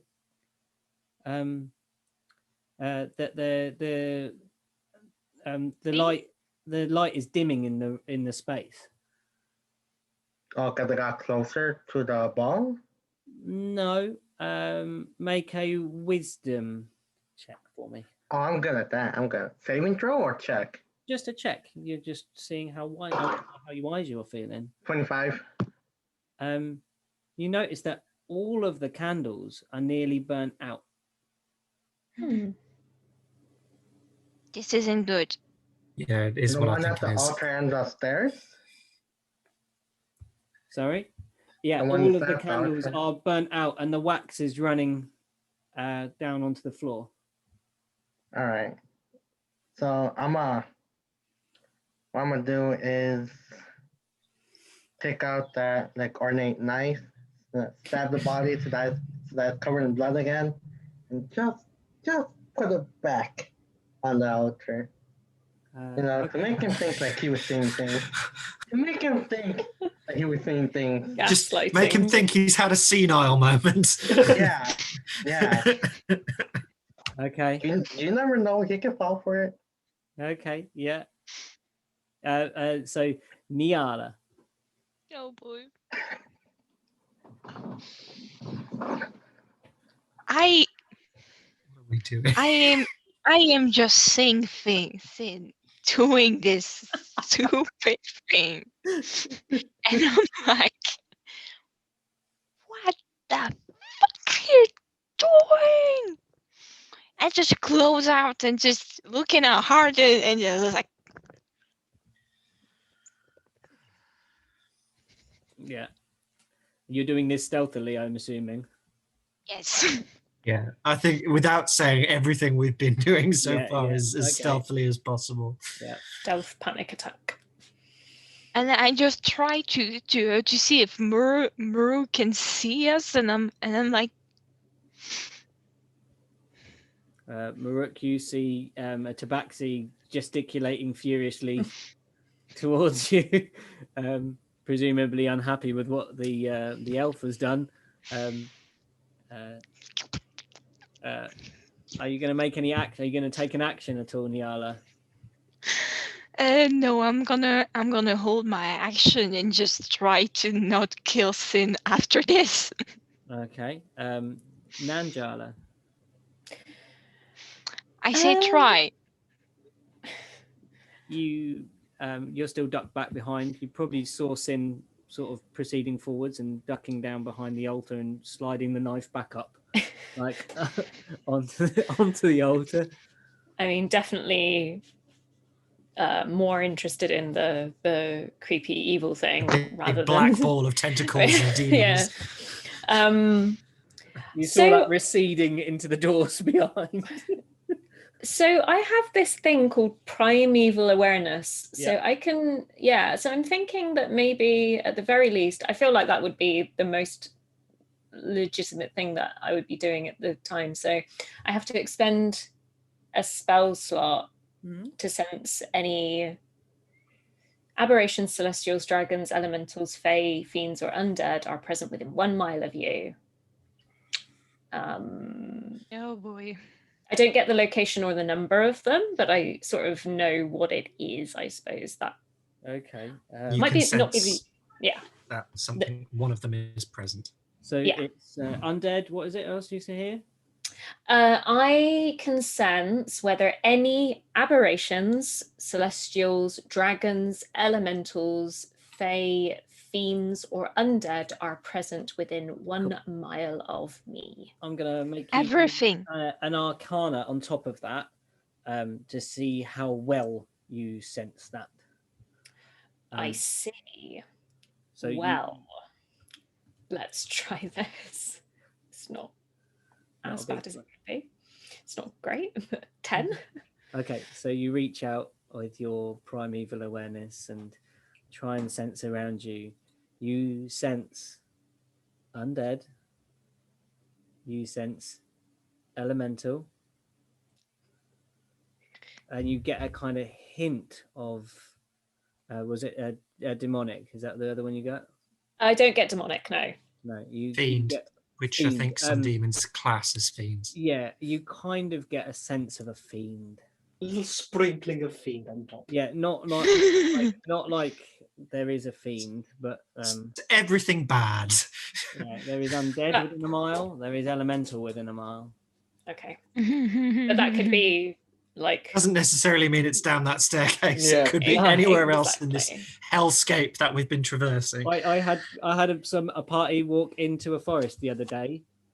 They've already been told it's got areas where the Fae Wilds has slipped through, and they did that spell, and I was like, yeah, there's Fae stuff. It's like, yeah, you've just been told by the village there's Fae stuff. To be fair, like normal villager common folk might think like other magical stuff and rumors and what they know. So they could think it's Fae magic when actually it could just be the trickery of some kind of wizard or something, could it? So it's good to know that the intelligence that they received was correct. Yeah, I guess so. Anyway, they were elves that were displaced by the Fae. So. Yeah. Well, that was my action. Sorry, that's out of the game. So back round to Arden then. I am going to Kilson slowly move towards the exit, back towards the platform which we came. So heading, keeping low. Yep. So like I will follow the edge of the green thing. Yeah. So that to try and maintain cover, so not being seen, and just skirt along the edge until I head back towards the thing, hoping that I'm not too close. Okay, make a perception check. Hopefully not getting anywhere near close to that black orb thing. Perception check. Oh god, that does not sound good if I'm having to do a perception check. That is a 10. You don't notice anything as you're walking back. You are very quiet, very stealthy, and sneak along the edge, and you make it to about this point here. Okay. You can peer up and around, and you just see a receding ball of blackness. Now, from the angle you're at, crouched down or peering over the top of this place, you see it vanishing off into a long corridor. Okay, I know quickly now just usher everybody else to just go back where we've come from quickly. Okay. Still trying to be quiet, but just like, let's go. Let's get the fuck out of here. All right, so you all Rook is now your go. I'm gonna see Arden being like, let's dip, and I'll be like, everyone else go, and I'll like hold up the rear because if anything comes at us, I probably have the most health and can take the hardest hit. Are you moving anywhere from behind you're behind this altar here? I'm going to go to the one opposite on the left. Yep. Okay. Yeah. Cool. So you just dart across there. Mhm. And so where you are standing, Arden, or very near to where you're standing, the floor is covered in wax. The floor, all of the candles have melted. The wicks go out and you are plunged into dark vision. Everybody's dark vision sort of kicks in naturally, and you see that the wax slides across the ground. No. And what the gathers fuck? together and starts rising out of the floor. Fuck. And as it rises, a couple of wicks then pop, pop, and light back up again. And this massive form of a wax humanoid figure with candles burning over its body rises out of the floor from the wax that has dripped down, and you are faced with a beast that roars, and as it opens its mouth is filled with flame. Ah, shit. Still doesn't know we're here. Still doesn't know we're here. It dropped. Right. It formed right behind where Arden was. So Arden, please make a stealth check to see if it sees you. With a +10 because you're close enough to me. Yeah.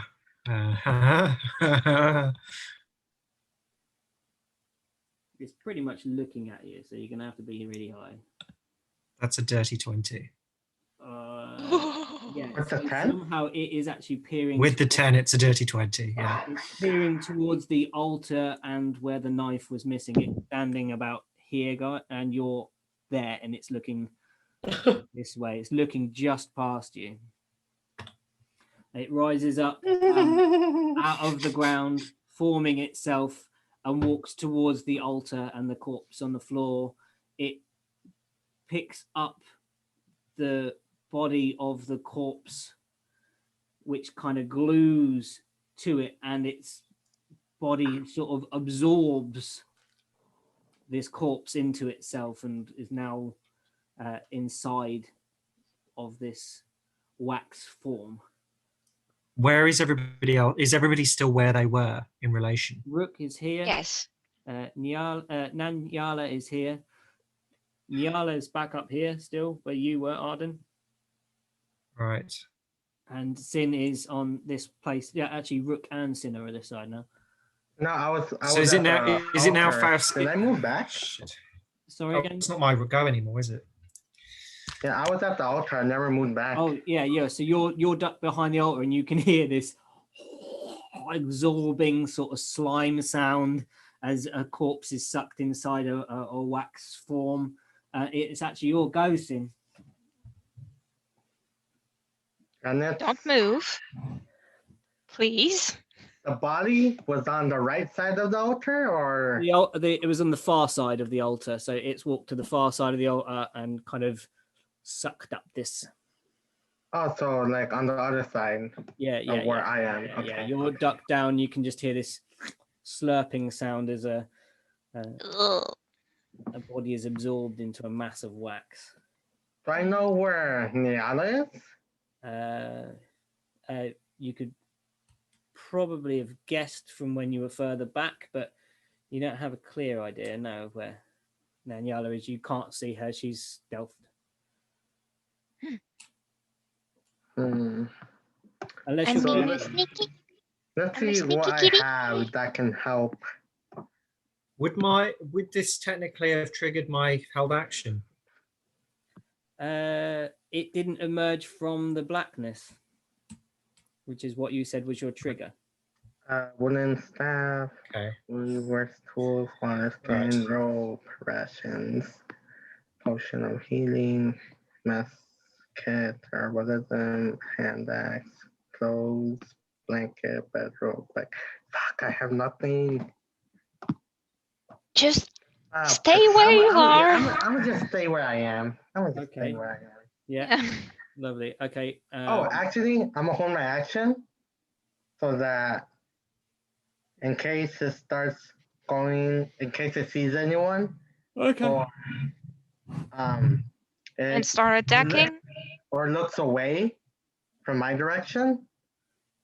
I'm just grab the knife again. I'm just No. Okay, cool. So then it's your holding your action is Niala. You're up near this chest thing here.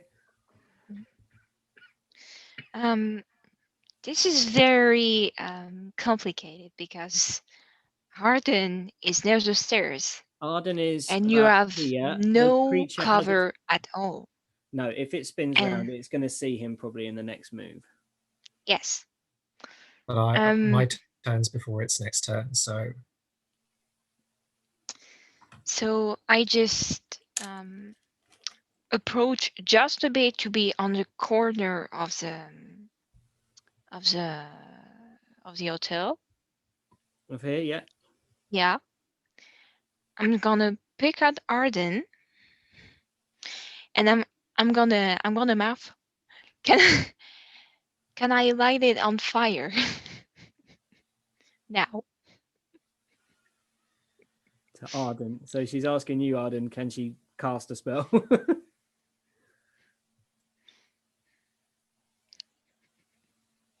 Go for it.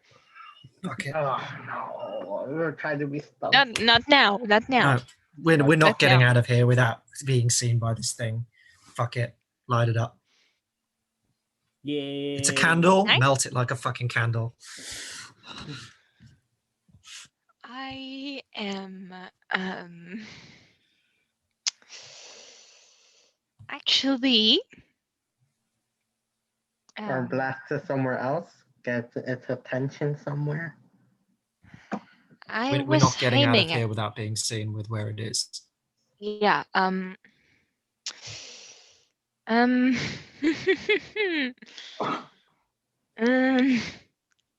What I'm gonna do, because it won't see us with this or me, is maybe, I'd say maybe do Toll the Dead. But I'm thinking of something. Okay, I've just got have a think about it and then I'll come back to it. I'm thinking about it. We're in a cave, so maybe there are rats. So if I did Toll the Dead on one rat or something that is near or very far from us, the ringing that it would be heard, I think, would attract it away from us, no? I mean, if we want to go distraction here and get rid of it, I suppose so, but I don't think it would be that smart. This thing's been summoned to stand guard. I don't think it's going anywhere. Oh boy. This thing has specifically been summoned because he believed somebody was here. It's not going anywhere else. Oh boy. Also, a little side note about Toll the Dead: the bell is only heard by the person that you cast the thing that you're casting it on. I like the idea of trying to create a distraction and maybe getting rid of it, but I think at this point we've just got to take it down. Oh, so I mean, it's within 30 feet of me, so I could thaumaturgy. Thaumaturgy only has like a... where are you, thaumaturgy? So sorry, come. Why have I features and trait? Where is thaumaturgy? I lose it all the time. You have that. You have that at will. Yeah, it's at will. So I could thaumaturgy to make it sound like the priest voice is like calling it from beyond the door, but I think the distance, I could probably make it sound like the voice. I don't think you can specify what voice it sounds like. I think you can it's just a voice. I don't know. That's why I was going to try and find thaumaturgy. I've lost it in D&D Beyond. I don't know, Pete. Is that thaumaturgy? Can she choose what voice it sounds like, or find the details? And I've got my basic rules here, which it is in. I swear sometimes D&D Beyond changes like the what is displayed in some of the It sections. It just hates, basically.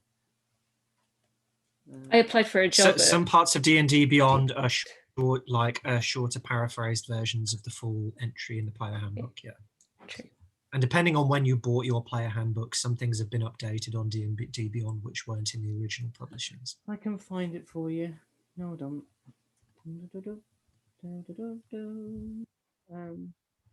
Oh, there it is. I found it now. You manifest a minor wonder. A voice booms up to a voice. Your voice booms. Tremors. Instantaneous sound. Ominous whispers. I don't think you can mimic a particular voice. True. Okay, so we're at Nyala. What's Nyala? It isn't Nyala. All right. Okay. Arden's like, yeah, fuck it, go.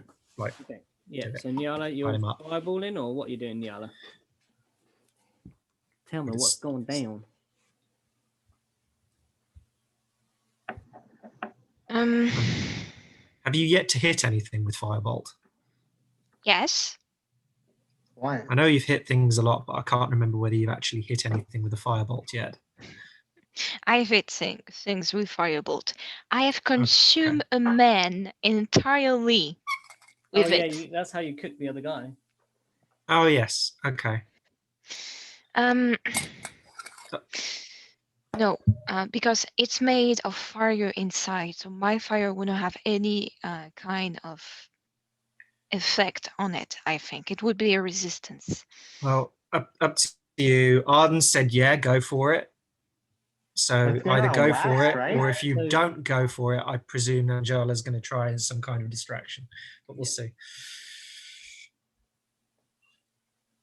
I'm gonna hold it. Okay. If it become aggressive against you because you're behind it, I'm gonna do it. Okay. So we go to Nan. So if it sees me, you're lighting it up. Right. Yeah. That's your trigger, is it? If it sees Arden, yeah. If it becomes aggressive towards Arden. Okay. Yeah. Okay. Sure. No worries. So Nanyala. Okay. I can't see it asking me for tea, so I think aggressive is the only way it's going to be. You happen to know what time the 22 bus comes? Have you got a light? I'm a crystal. Yeah, here you go. Puns. So it's the other. So it's the side of the altar, which is the door's side of the altar, right? And it's looking in. Is it looking in? And Arden's underneath, sort of like this green area, right? Stealthing. Arden is sort of standing in front of this bit here, kind of formed, and as it formed, it was looking towards the altar. Saw the easy dinner of a corpse, headed towards right, and is lurching around the place ominously. It's pretty much standing right in front of me with its back turned to me. Yeah, and it's looking over the altar, and if you peek out, you see Sin crouching down, like looking up kind of to where it is the other side of the altar. And Nyala's well hidden up in the top. Nyala's top right. Yeah, up behind. Well hidden. Okay, DM, tell me whether this is an unlawful use of thaumaturgy. So thaumaturgy says that you can instantaneously cause an unlocked door or window to fly open or slam shut. But that's like move a thing that can be moved, but this is like a bit like thaumaturgy maybe shouldn't move things. I was just trying to see whether I could like have the dagger fling towards like the space, which is sort of like almost where you're you have to use something like mage hand. Yeah, that's what I was thinking. Or you could maybe cast fly or something like that, or there is telekinesis as well. Sorry? Or you could close the door. There's telekinesis. It's too far away from me. It's only 30 feet. It's thaumaturgy. So yeah, I can't. I thought the doors were within 35 feet. You said, didn't you? From where she is. She's right at this back altar. I'm right at the back. Yeah. What maybe you can do is cast thaumaturgy and making it move away from Harden and maybe to the paths we used. maybe make a sound here so it would come there. And it wouldn't see Muruk or you because it would look to the direction of the sound. Yeah, I guess the only other thing that I can do thaumaturgy wise is try and make a sound sort of 30 feet. I'm trying to direct it. I'm literally pointing at my screen, which you cannot see. But where your cursor sort of I was, kept doing that. I was like, up here. Oh wait, you can't see. Where I'm pointing. not towards where we want to go, as in exit, but literally the other side of the screen. So yeah, down there. I guess I could try and make a sound happen over there. Like, I think that's what I'll do. Tell me what sound you're making. I think footstep would be good. Yeah, it's kind of like a sort of, I want to make like a hurried sort of footsteps, like somebody was hiding over there and they've just fucked it. And like, tap tap tap tap tap tap tap. Like a stumble and a yeah, that kind of. The creature looks up and looks towards that space. Arden, it's your go. It's just looked. It hasn't even moved. It has not moved. It can't move yet. It's not its turn until after me. Shit. And look away from where we're trying to head. I'm just going to. Fuck. Please don't move.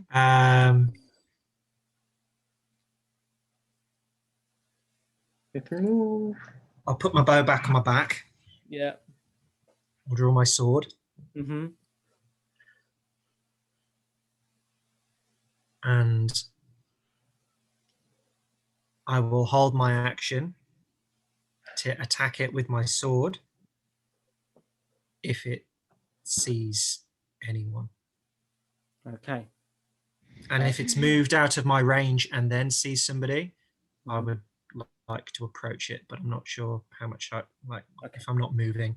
I don't know whether I can hold. You'd get your full move action to move up to it, so you'd get 30 foot of movement if you're holding your action, which you could move and then attack. So you can pause your. Okay, yeah, I'll do that. I'll hold the whole thing until So for the moment it sees someone. You've just done your free interaction, which is kind of thing. You're swapping over your weapons.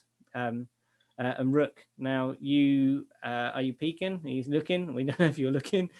Have you seen this? Yeah, I'm gonna kind of like. Yeah. Okay. And just see this thing. You see this. You see a huge beast made of wax. A sin crouching down behind an altar. You see Arden drawing a sword, standing behind this like 8 foot tall wax blob, and you can't see Nyala or Nanyala from where you are at the moment. The beast obscuring your view of Nyala from where you are, probably. So I'm going to quite visibly roll my eyes, slump back down, and then if it becomes hostile to one of my dear friends, I'm going to rage and then smack it with a warhammer. Okay. Cool. The beast like run up to it, rage, smack it with a warhammer. Okay. The beast turns towards where the sound was creating, the shuffling of feet, and moves towards that way and sees that there's nothing, and then turns back to the space. There's now looking at the whole space, and from the space it has a better vantage point, and now can see me.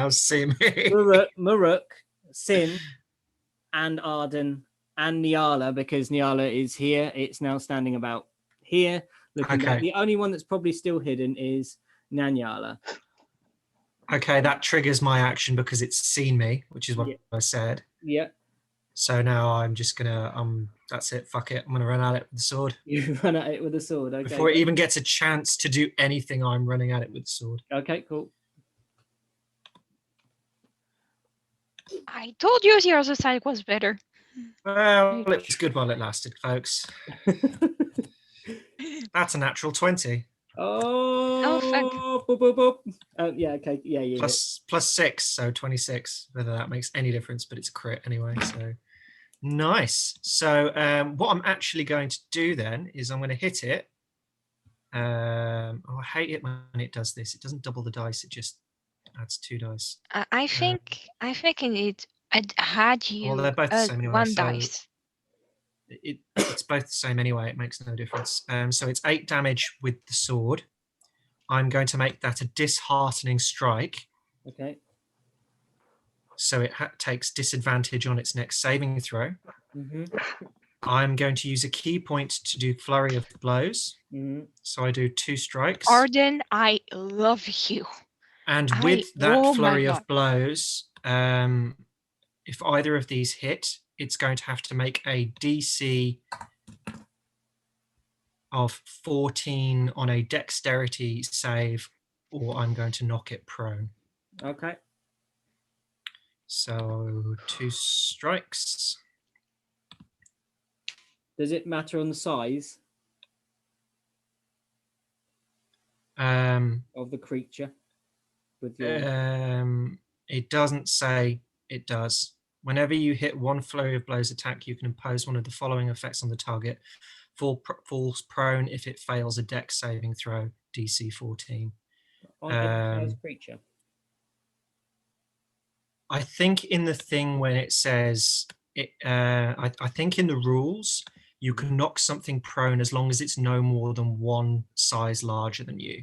So if this is a large size creature, I can knock it down. Yeah. Okay. If it's larger than large, then I can't. It's large. It's large. Okay, so I can. So it's got to, so first of all, I've got to try and hit it. So unarmed strike, where have you gone? So first unarmed strike to hit, that is 18. Yes. Okay, so damage on that is 5. Yeah. So I'll use that strike to knock it to the ground. Okay. So what's it? So it has to. So dexterity save of DC of 14. It makes it. It resists. Is it not at disadvantage because of the disheartening Yes, strike? it's a disadvantage because of the blade. That's exactly why I did it. It still makes it. It still makes it. Fuck. A 15 and then a 16. It must have a decent modifier. No, Shit. no, they were natural rolls. No modifier, just naturals. Damn it! I've got different dice. I can't use disheartening strike now for another day, so that was a complete waste. Right. Okay. Next attack then. I think I can only do that once. I can't do it per attack. Come on, bad guys. And that's a 9 to hit, which I can't see that happening. You miss with the second blow. Okay, cool. So that is a total of, what was the first load? I've minused it. You've minused the second hit, yeah? Yeah, the 5. Yeah, 5 and 8 damage, so a total of 13. Cool. Yeah. And yeah, that's me. So now you've run up to this creature and walloped it. I am. Yep. It is right in front. You are right in front of it. Yep. So it didn't go the way I wanted it to. It's going to. I was hoping it would be on the floor. It's going to make 2 attacks against you. Hold on, it's not its turn though, is it? Because my turn was triggered by a held action. It's in its turn. You said it just moved. It turned round. That triggered your thing. Oh, it's in its turn, yeah. Yeah, you ran up to it. Yeah. And it's 14. No, 14 does not hit. Okay, I don't like this dice anymore.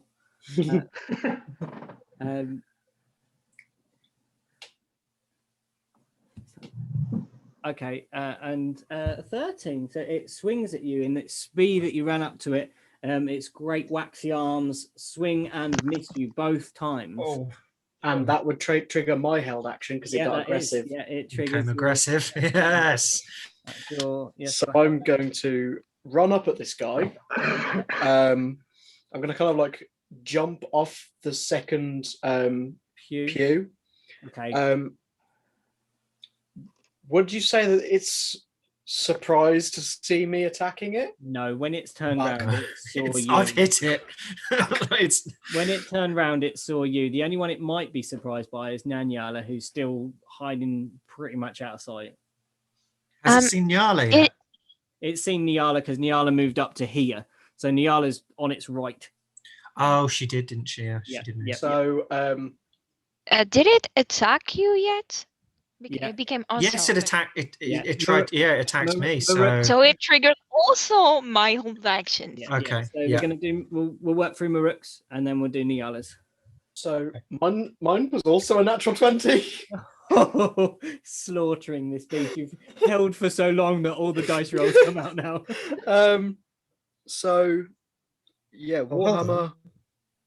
What? No, it's okay. Yep, sorry. Okay. No, ignore me. So D8. Okay. 8, 13.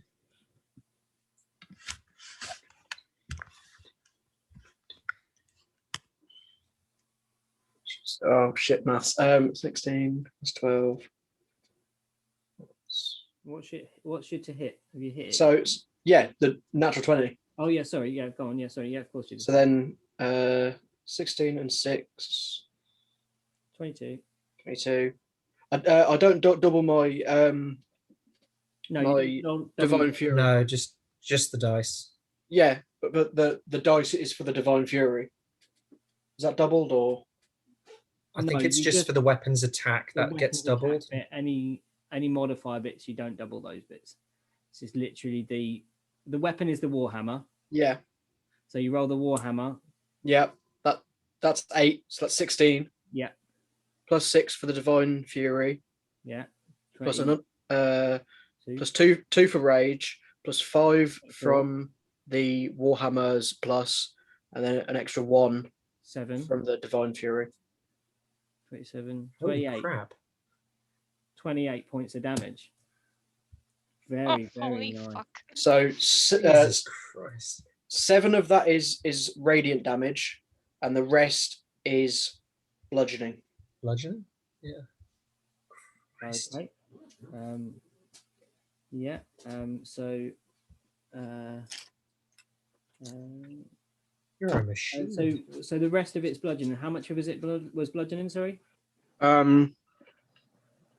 Whatever isn't 7 damage. 21. Yeah. 21. Whatever the total was minus 7. Okay, so 21.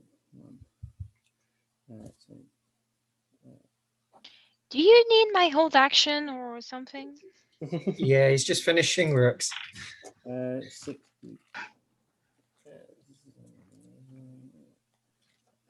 Okay, so you hit it with the thing. It the Warhammer slightly sinks into the surface of this creature. The radiant damage that surges from it, it glows with a white light, and that seems to make it reel back. But the hit with the hammer didn't do as much as you'd like it to. Oh fuck!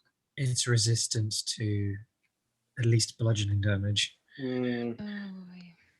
Okay, so did my slashing damage seem to have any effect, or was it just your slashing? Oh, piercing. Sorry, not slashing. Is it piercing? The sword is piercing. The unarmed strikes are bludgeoning. They would all have done half the damage that they did. So it's just resistant to normal damage. Anything non-magical. Great. My turn. So it's a good job we critted them because that negated the. Yeah. So it's still looking pretty well. But now it is Nyala's go. So for her held action. Hold action. Yeah. So yeah. So you're gonna have to roll me at disadvantage a wisdom save at 12. It Why is it doesn't make disadvantage? You Because of your your thing. No, it was only the next. Ah, Oh, hold Next- on. Let very me next check. save. Has disadvantage on the next saving throw it makes before No, the end of your It next still turn. didn't Yeah, make it's not it. everyone. Anyway. It's It just rolled a it's just 5 and that an one. 8, so it didn't make it. okay. So me, because it has damage, I have to roll a d12. You It's been damaged, so I have to roll Yeah. it. Yeah, you get the better damage because it's already taken health on the Toll the Dead. What'd you get? A 7. Okay. That's better than half. That's good. Okay, cool. And so it's done its turn. All the people have reacted to it, beating it. It's now. I know, Sin, you were holding your action, weren't you? Yeah, just to grab the dagger. Yeah. So Sin, you're holding your action, and then it's your actual go. So Sin, you you can have a go. So Walloping. he gets 2 actions. The one where he takes Yeah. the dagger and then whatever he wants to do. So I grab the dagger and That's your interaction with a free object. yeah, there isn't really a lot I can do, is there? Because it's pretty much resistant to any non-magical damage. It'll still take damage. It just takes Yeah, half damage. I know that, but only like half. And I can't really do it. Like most of my spells are just for like support, right? Mm-hmm. We need support. Yeah, buff them. Support's good right now. We don't know how hard this thing hits. It just hasn't hit anybody yet. Yeah, buff them. Give them something that might imbue. If you've got something that imbues them with any of their attacks with magic, something like that, that'd be got blinding. Well, I prepared today to be stealthy, right? Because Yeah. I cast us out trace so that we could be stealthy, and also gave Arden dark vision so that he wouldn't have such a hard time. And then there's also Fall Clouds, Fairy Fire, Cure Wounds, and Charm Person, which is not useful in battle. What? If you Charm fairy Person. fire them, you can give them advantage. If you fairy fired the creature, you'd give everyone advantage on their attack rolls. Yeah, that's true. But then will I be a good teammate? That's the question. I mean, don't forget what you're doing is in character. So whatever your character would do, not what we'd like you to do. My character would just kill you all, but that's... I mean, I don't think so. You don't know her backstory. She's willing to kill everybody and stay alone in the Underdark. Okay. Yeah, she would. She really would. Was that literally? You don't know me. You don't know where I've been. Yeah. That's exactly what that was. You don't know what I've been through. Only Pete knows, and that's because I told him everything. Well, that's because he asked. But I mean, he is the DM. He's meant to know everything. Yeah, let's see. Yeah, can I cast Fire as a... Yeah, for sure I'm gonna cast Fire. So you reach your hand out, and a set of sparkling lights now outline this. Wait, do I even have that? Yeah, okay, wait. Yeah, you need to do a dex save of 15. Oh, it made it. But it's very dexterous, this thing. It's not. I've just got amazing rolls. All right. So we're gonna attack it now. Might as well. I'm gonna just run up to it. Okay. Right, like, get right in front of its face. And then I'm a wild shape into a bear. Okay. Wait, can I do that as a bonus action? Give me a minute. No, I don't. It has to be. You can If do you it as have your you action. already? Because it's your action next anyway. It's your actual turn. I'm going to say that you did your fairy fire, attempted that as your reaction to your trigger, and then you can do my reaction was just to grab the dagger when it looked away. That's all right. I'm going to let you. I let you use that as your free interact with object as part of your. He's being a generous god. Yeah. Yes. You grab the knife. You cast fairy fire. That is one. That is one turn that you use your held action. You now have your actual action in initiative sequence. Oh, so now it's my turn. All right. Yeah, your turn. All right. Well, that was well corny. And turn and came out. So on my turn, I'm gonna get right in front of it, wild shape into a bear, into a brown. Actually, I do have. Oh wait, let me see which one's better. Let me see real quick. It's not as strong. Yeah, I'm gonna wild shape into a bear. I'm a bear, you know. Because I was gonna turn into a dire wolf, but that isn't as useful as my bear. And then, as my action, I'm a multi attack with my bite and claw, and that's yum yum. And that's +6 to both. I got what's this? I got a 18 and 12 to hit. The 18 hits, the 12 does not. All right, so that's more than 12. And the first attack was what is the first attack? It's with the bite. Yeah, the first attack is with the bite. So that's a 1d8. Mm-hmm. Which one's the d8? This one. 4 plus 4, 8 damage. Okay.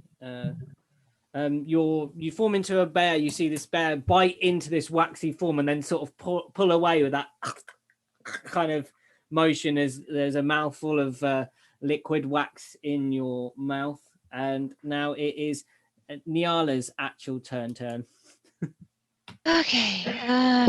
Hold on. Don't worry, Nanjala, don't worry, you will get a go eventually. It's just all the held actions. You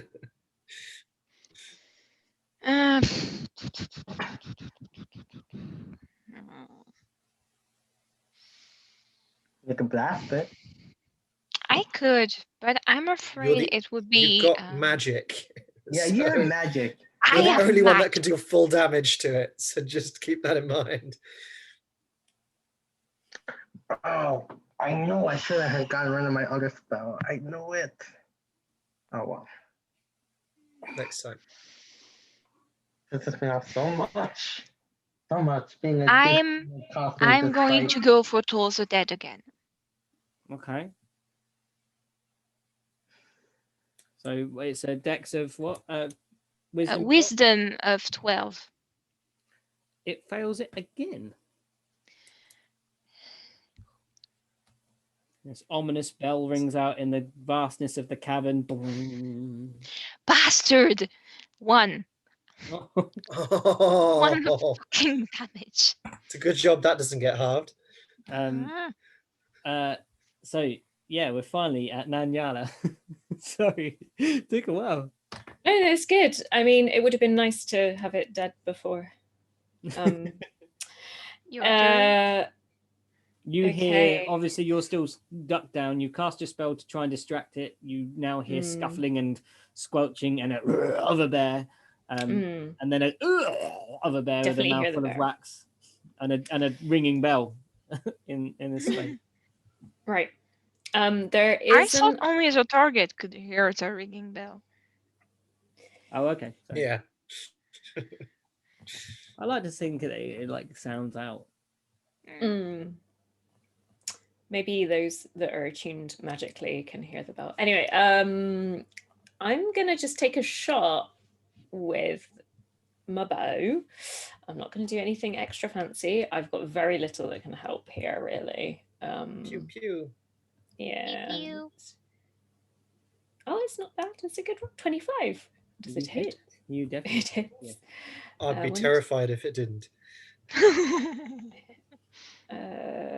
1d8 plus 3.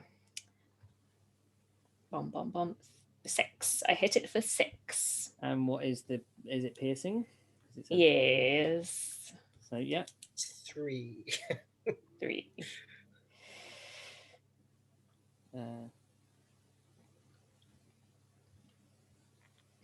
Yep. Okay. So now it's back to Arden. Right.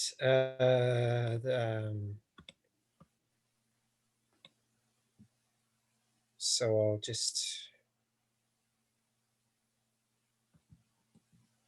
Do I try to knock it prone again, guys, or do I keep going? Damn it. Well, I've got to see whether it hits first. So I'll hit it with my sword. Yeah. Oh, that's a 10. So I Okay. miss with my sword.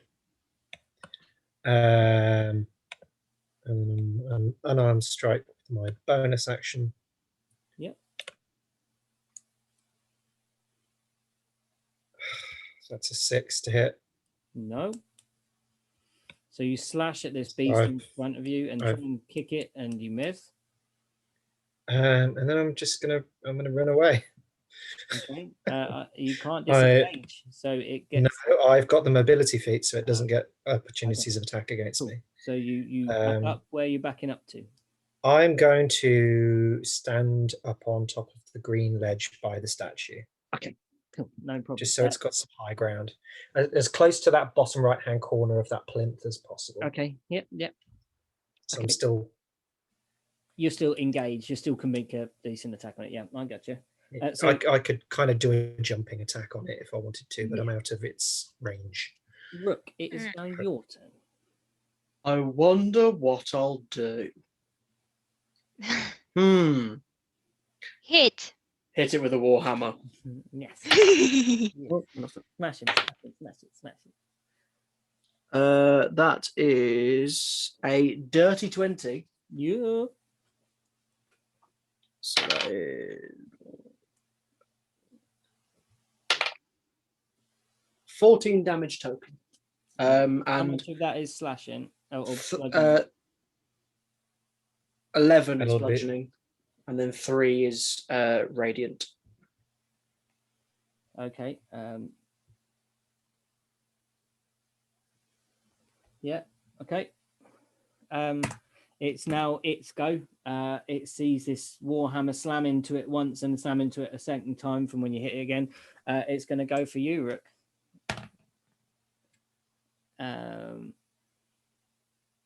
It misses on its first one.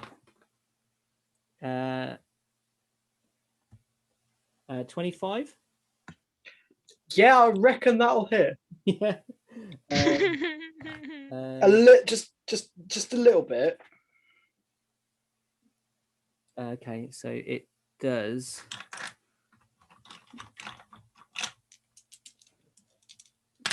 Don't like the sound of all those dice. 3 damage, bludgeoning. Okay. And then it does. Oh no. I don't like the sound of all those dice. 5 damage, fire damage. Okay, so the bludgeoning's halved because rage. Yeah. So that's 6 damage? Yeah. Okay.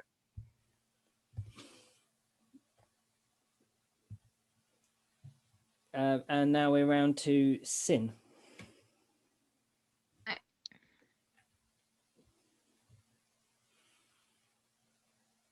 Sin?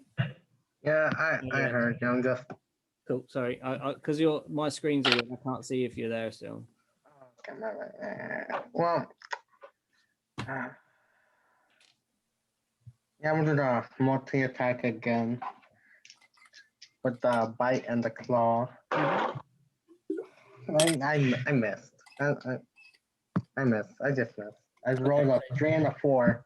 The bear bites out and swipes out, and it just kind of catches some of the edge of the molten mass of the creature. Nyala, your go. Firebolt. Firebolt. I just want to see a firebolt this episode. I don't know why. Just really excited for it. Just wait.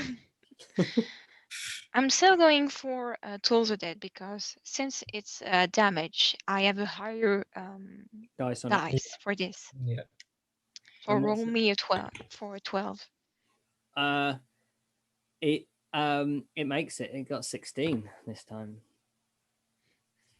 So it's got used to that ringing bell in its ear and makes the save. No, so we're round to, unless your bonus action, you got bonus action you wish to do. The only bonus action I have, because I'm a wizard, is Some- 2-weapon fighting, and I didn't use a weapon No, on you my did action. not. You did Some not. spells count as bonus actions, though. Yeah. Just remember. Mm. Yeah, I'm a wizard, and I should have picked sorcerer, because if I had sorcery points on Toll the Dead, I could have remake it. So it's Well, you didn't. it's Nanyala's go now.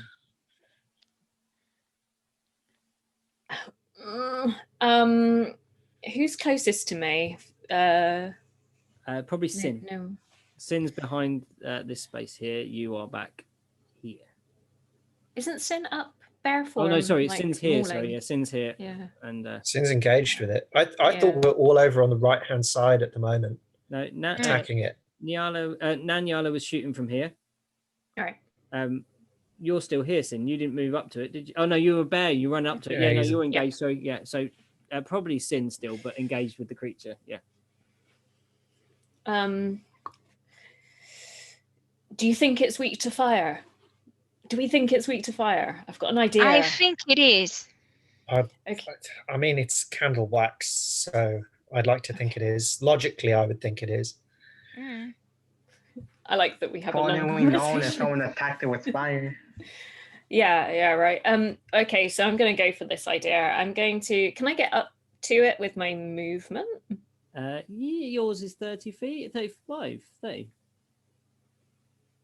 30. 30. Yeah, with your movement, you can move up. So I have an oil flask. Mm-hmm. Oh, Could no. I? That's never helpful when your fellow players say, "Oh no." Could I pour oil on it and then hope that whoever can do fiery stuff? I like that idea. Yeah. Okay. That's cool. I was thinking about that next because I still got that oil flask that I was going to use for the other plan, but didn't come to fruition. So I'm going to say you're going to make like a melee attack on it. You're right up close. Yeah. Okay. Just to... so you want me to unarmed strike? Roll for that? What I think that's about fair, isn't it? If you're right up to it, you want to try and aim and get this thing on its body, but you're standing right next to it. So I think that's kind of where we're going to go with that. Okay. But you're not going to do damage, obviously. You're just going to coat it in a layer of oil. Yeah. But it has to be a successful. Yeah. Both their Otherwise, armor it's going to go on the floor. Yeah. Dirty 20. You you open up the flask, run up to it, slosh it with oil. It's now a candle dripping with oil. Cool. I'm gonna lit it on fire. Okay, so now we're back round to Arden. Arden, you are slightly away, up above it, looking at it. You see Nanyala chuck a flask of oil over the creature. Right.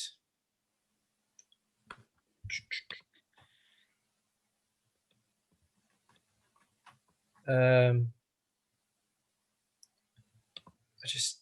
don't think it's worth me spending the key points on the extra damage if it's just going to be halved. So I'll just hit it for what I can. Mm-hmm. I'll just jump off of the edge of that plinth and come down on it with my sword. Okay, cool. Roll to hit. I'm going to say you can do it. You're feeling pretty monkey today.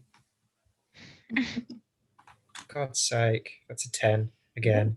You jump and even without a dex save, you stumble on your takeoff and fall short of your jump and miss it.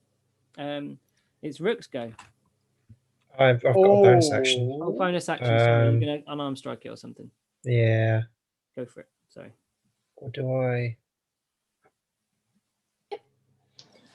No, fuck it. I'll use another key point and I'll do a flurry of blows. Try and hit it twice. Right, so I've got to hit it. Got to catch it. That's an 18 to hit. Yeah. Finally. Okay, so that's another DC of 14, please. To see if it's prone. Dexterity saving through. It is prone. Way! So now, Yes. so now all melee attacks get advantage on it. If I'm correct from prone. Yeah. But And it has ranged to spend an action to attacks. stand up. Yeah, but ranged attacks are at disadvantage. Okay. So damage for that first strike is. Oh, why am I doing a deflect missiles attack? That's not right. It's the same dice anyway, so that's 6 damage for that strike. So that's halved. And then I get another unarmed strike. This time I get advantage on it. So I rolled the same thing twice in a row. 17. It hits. It hits, okay. And that's another 6 damage. Okay. The creature is still up, but feeling pretty poorly. Rook, you see Arden slam into this creature, missing with the sword, gets up from the ground, runs towards it, and pummels it with 2 mighty like heels to its mass. And the first one actually takes it off its stumpy feet, and it falls back. You now have advantage on your attack roll on it. I wonder what I'll do. It. I think I might hit it. So that is a 19 and a 20. Naturals. Okay, So so I'm gonna take that 20 because that is a beautiful 20. Yeah. So it is a D8. That's max on the D8 as well. So that's 16, 17, 18, 19, 20, 21, 22, 23, 25, 26 damage, if you will. Can you halve the How much is bludgeoning? Oh yeah, 3 is radiant, so 23 is bludgeoning. So it'll be 11. Yeah. Because you round down, don't you? 11 plus the 3 then. So yeah. 14. So 14 in total. Yes. Cool. It's now its go. It has to spend its go getting off the floor, basically. So it stands up and lets out a hellish roar, and the flames come out of its mouth as it rises up off the ground. Did the flames out of its mouth ignite the oil on it? No, it's breathing them up into the air. Okay, just thought I'd check. nice try. I mean, wait, there are candles on the head of his head. So when Nangela poured the oil, if they weren't, they might not have been logically, lit. Were they? I don't think they're lit. Would. Are they lit? No, there are wicks. I don't think it was lit though. Light that candle up, Nyala. It is Sin's go. Oh, it's Sin's go. Here we go. Does fairy fire light things on fire? No, it's a magical light. Okay. I was looking at that earlier too, and I was like, "Oh, fairy fire!" I could just go back. What a deceiving name! It's not even fire. It's like fireflies, basically. There's like fireflies aren't on fire. You know that, right? Yeah, it's What? just like light that surrounds it, and that's it. It's medieval fairy lights. Yeah, yeah.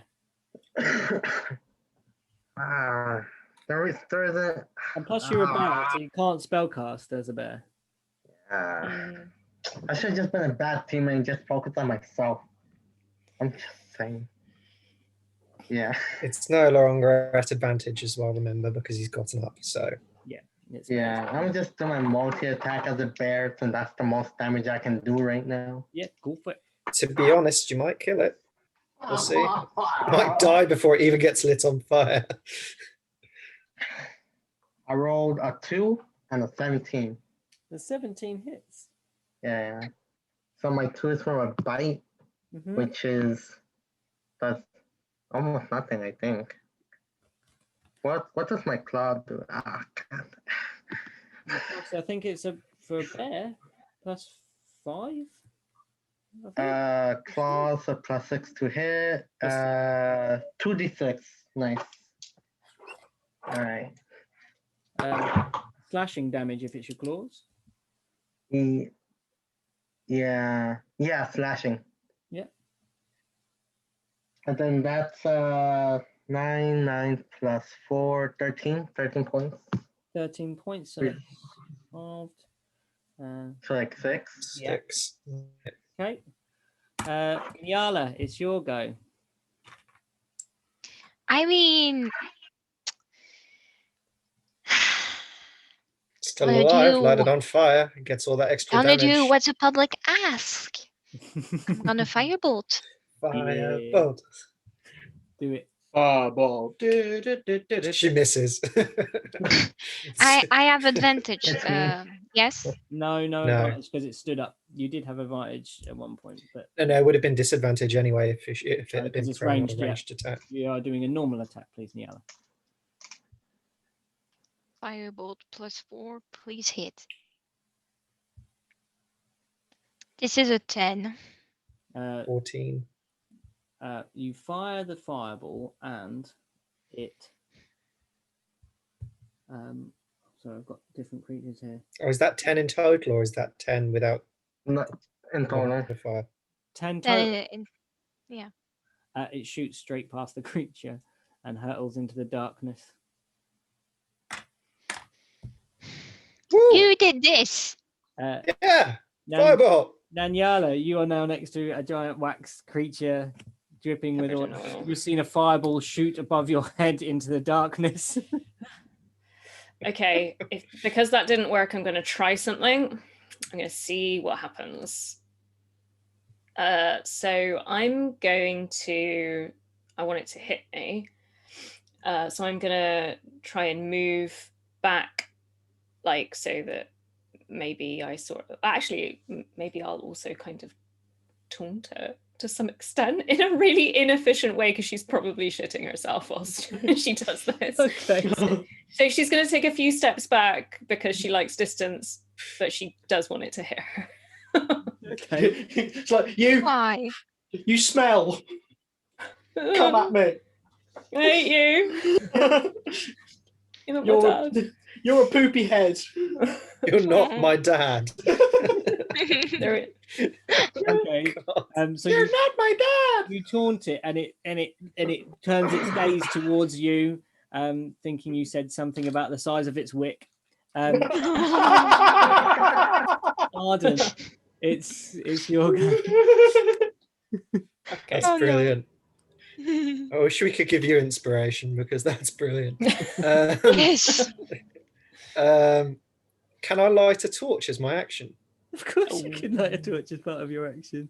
Oh, Can I hit it with it after I've lit it, or will that use up all my action? That would be probably your free. You'd get the torch out. That'd be your free interaction. Your light would be lighting it. You now have a lit torch. So that's your action. But I wouldn't be able to hit it with a bonus action. Well, You just drop as an it. unarmed- you're a monk, or- so your bonus action can be an unarmed, like an unarmed strike. my bonus action as an unarmed strike I only get that if I've used the attack action as my main action. No, then no. You can get out the torch. You can light it and hold it. So I wouldn't be able to. Okay. Do I do that then? If that takes it. or somebody else could grab your hand and. Sorry, not meta. No, that's a fair point. I could, if I lit it as a bonus action, would I be able to hand it to somebody else? Rook could just throw you at it with the torch. I mean, preferably not, because I don't want to be on fire as well. Yeah. Would that be something I could do as a bonus action I think if you lit it, Rook might see the flaming torch. and take it off of me? Yeah. But would that be his action then to take it off of me, and then he won't have anything to hit him with? It's just That a would then- never-ending cycle. No, that would be his free interaction with an object. I'm saying it's taking a free interaction to get it out your pack. And then it's an action to light Action it. to light it. Okay. Yeah. Yeah, screw it. I'll because it's You're yeah, standing in front I'll of this just- screaming Here we elemental. go. And you've got time to reach in your pack and pull out. I'll just be like, one moment, bear with, Rummage through. Got bear it. with, bear with. spare sock. Well, I have distracted it. Yeah. It was looking at me. It glances at Niala. Arden quickly dives in the pack, lights a torch, and stands there with a burning torch. Rook, it is now your action. So, Mood lighting. This is better. Arden nods. So Arden has this torch, correct? Yes, Arden has a lit torch. What colour wax is it? Now I can see in colour. It is just a kind of greasy, yellowy tallow. Oh, okay. I'm gonna kind of like look at Arden, just nod. Yep. Can't do anything but hold it. So I really want to throw Arden. don't throw me. No. I really want to throw Arden. What does Arden do to deserve all the all the chaos and crap that he gets? Nothing. It's just going to be so much easier than grabbing the torch and then throwing you. I could just throw you. How is it easier to pick up an entire human being and throw them than take a torch from their hand? That is bugbear logic. Yeah. This is literally bugbear logic. It will be a contested strength check, and then that would be a waste. I am just telling you that right now. I really want to do it. If that's what Just out of spite. Character, Just out of spite. Yep. I'm throwing Arden. Okay. Contested strength check. Yeah, go for it. Go on then. Oh boy, fine. no. Return of the PvP. It's like every other. What is it? What's your strength? What did you get? 24. Well, yeah. So Maruk reaches over and I go flying. looks. Yes. I thought I'd rolled pretty well. There's What did you get? exchange of. An 18. There's an exchange of, yeah, do it from Arden, and Maruk nods and goes, yeah, I will do it. And there's a confusion in the message that you're sending each other. Van Arden is intending that Maruk take the torch. Maruk's nodding, thinking, I will take the Arden. And picks up Arden and throws Arden towards the creature as a flaming thing. I'm going to let you also, Arden, at this point, as you're hurtling through the air, make an armed attack as you fly through the air towards the creature. As a surprise, I think I'm more likely to make a dexterity saving throw than an unarmed attack, to be honest. No, I'm saying that he's thrown you, and you are like. Oh, I'm flying over. Yeah, you're holding the torch. Doing a Michael Jordan as you fly, okay. And so you've got a kind of opportunity attack at this point to try and wallop it one with the torch. So good.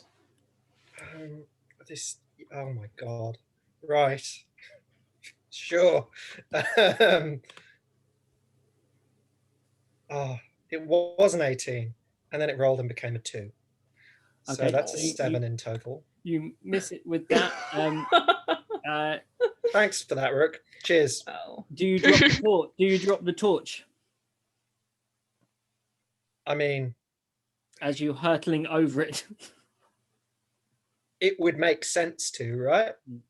Yeah. So yeah, I'll drop the torch. You drop the torch. If I'm over it, I will drop the torch. I'm not going to drop the torch after I'm landed. The torch falls down as you fly over the thing. Make a dexterity check. Oh boy. Saving throw or check? It better work. A saving throw because you've been lobbed. Can I like what? After I've thrown him, kind of like run after him to try and catch him after he's dropped the torch. I don't think you're that quick. No. No. You could run. Have you ever tried fall and then just watch him land or something cool behind the creature? Okay. But you'd probably have to disengage as well, which you can't because it's your. Oh shit. So that dexterity saving throw was a natural one. However,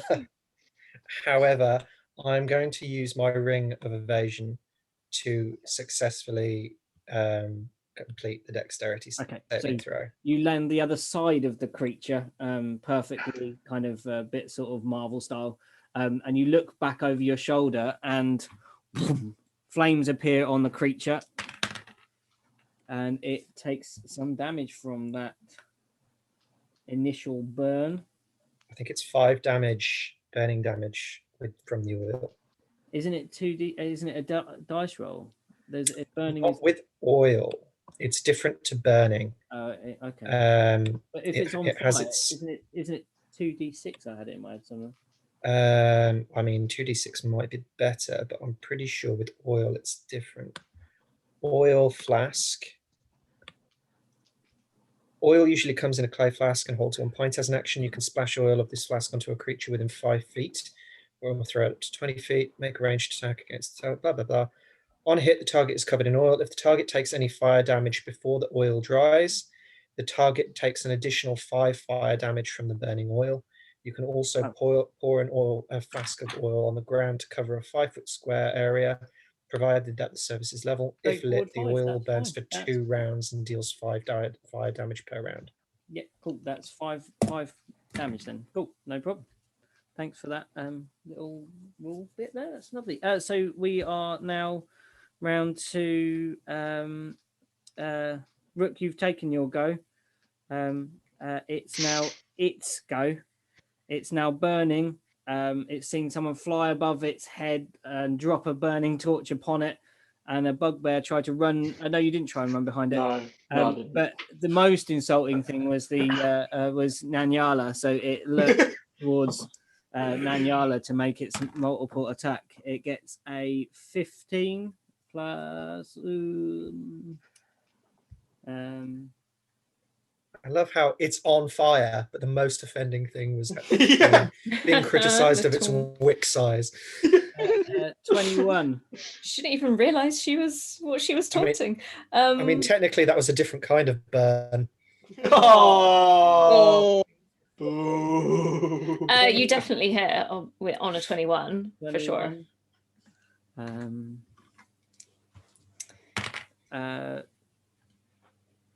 13.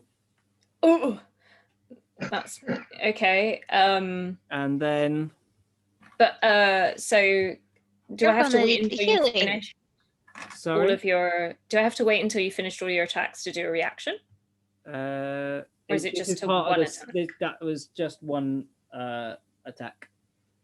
And it takes this. You take this extra as well. So because it does bludgeoning and it does fire.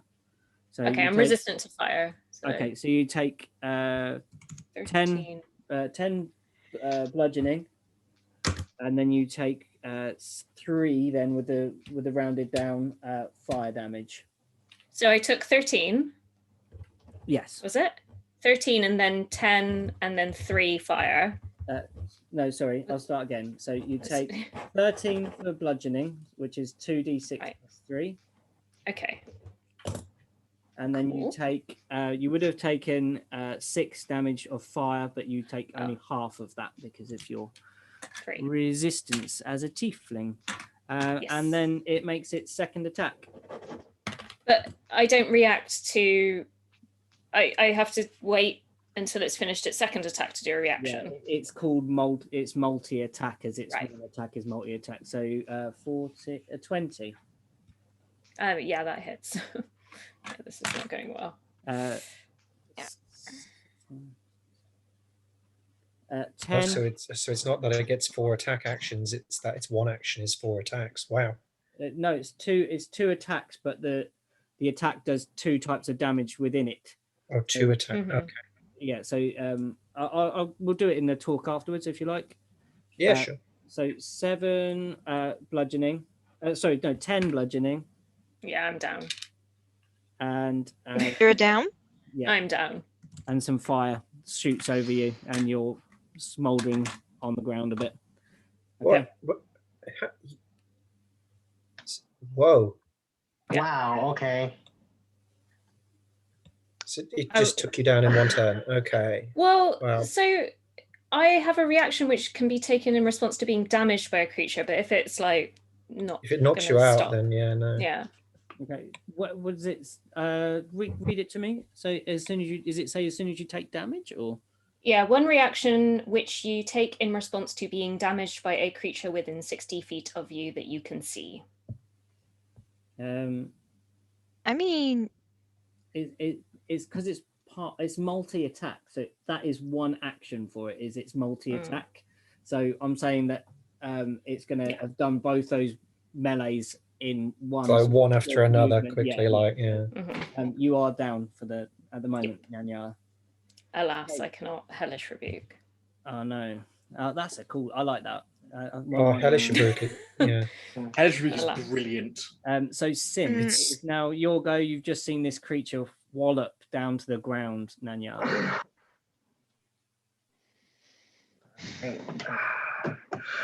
What do I need?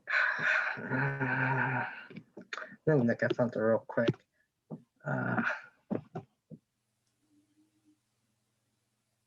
You do. All right. I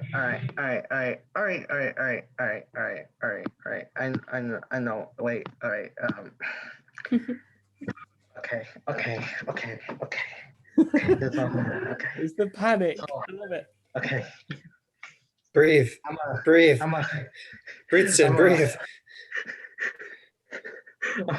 Okay. What I'm gonna do. Nanjala's the one that's on the ground unconscious, and you're the one having a panic attack. Wait, you're making me doubt myself now. I gotta look at it again. Okay. What does this require? What does this require? Can you still cast spells while in bear form? No. But I can't go back to now as a bonus action. Yeah. So that's what I'm gonna do. Right? I'm gonna go in between them, between Nanjala and the the candle monster. Yeah. Right? And then I'm gonna go back into my half elf form, and it's a touch. Yeah, it's a touch, and I'm gonna say one pain takes away the other as I do like a slap across the face and heal her for one. I love how violent Sin's healing is. Yes. It's like just spells in general. 7 plus 5, that's a 13. You heal for 13 points of healing. Oh, for 13 points. You heal 13 points. -1 for the slap. Oh no. Okay. Now it's Niala's go. Woo, Sin's a healer. I always forget Sin's a healer. Sin's a healer. I always forget Sin's the healer. Huh? I'm It's getting ready to roll a new character. I'm not going for Firebolt again. I'm going to do Toll the Dead. Yeah. Fails. It's fails. What? It fails. It fails its check, Niala, on Toll the Dead. So give me its damage. Oh, so it's a 12.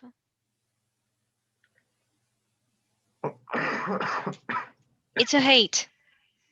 Okay. This creature's starting to slow down. You've where the bites have gone in, there's less wax than there was before.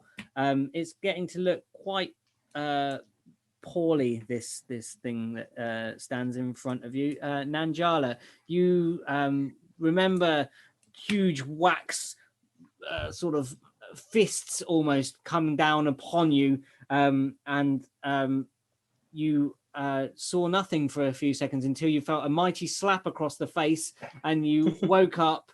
You are prone though on the ground at the moment.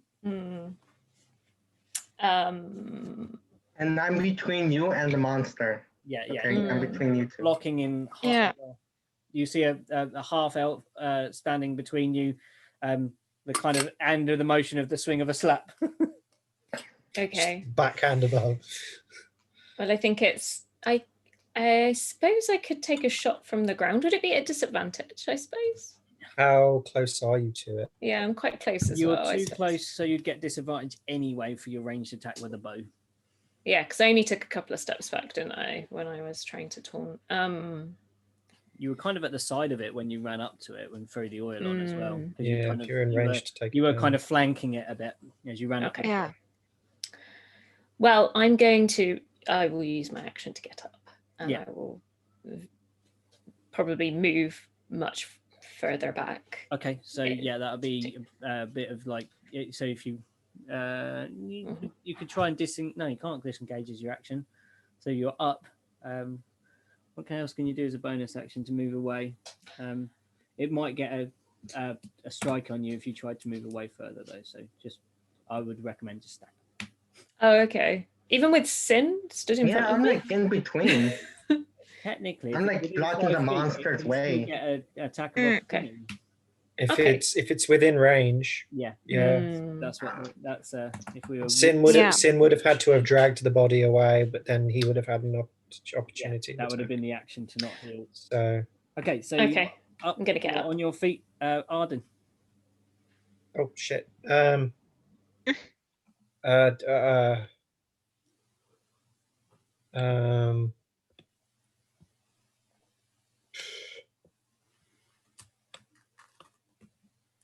I'm thinking, do I just hit it with the torch again? Because I feel like that will do more damage than anything else I can do. I'm going to say that if you hit it with a flame, it's going to do an additional damage of like a D4 fire damage or something. Okay. It will do a bludgeoning of unarmed strike. So treat it as an unarmed strike, but plus damage from add a D4 fire. Add a D4 fire. So. Okay. Yeah, I'll do that then. I will. So that's 15 to hit. Yes, just. Oh, okay. We found the magic number. Right, and then 4 bludgeoning damage. So 2. Plus, what are we saying? A D4, or are we just doing a straight number? A D4 for fire damage. And that's 2 fire damage. Okay. So 4 damage in total after deductions. Yeah, that's and good. Then I will do my bonus unarmed strike. Yeah.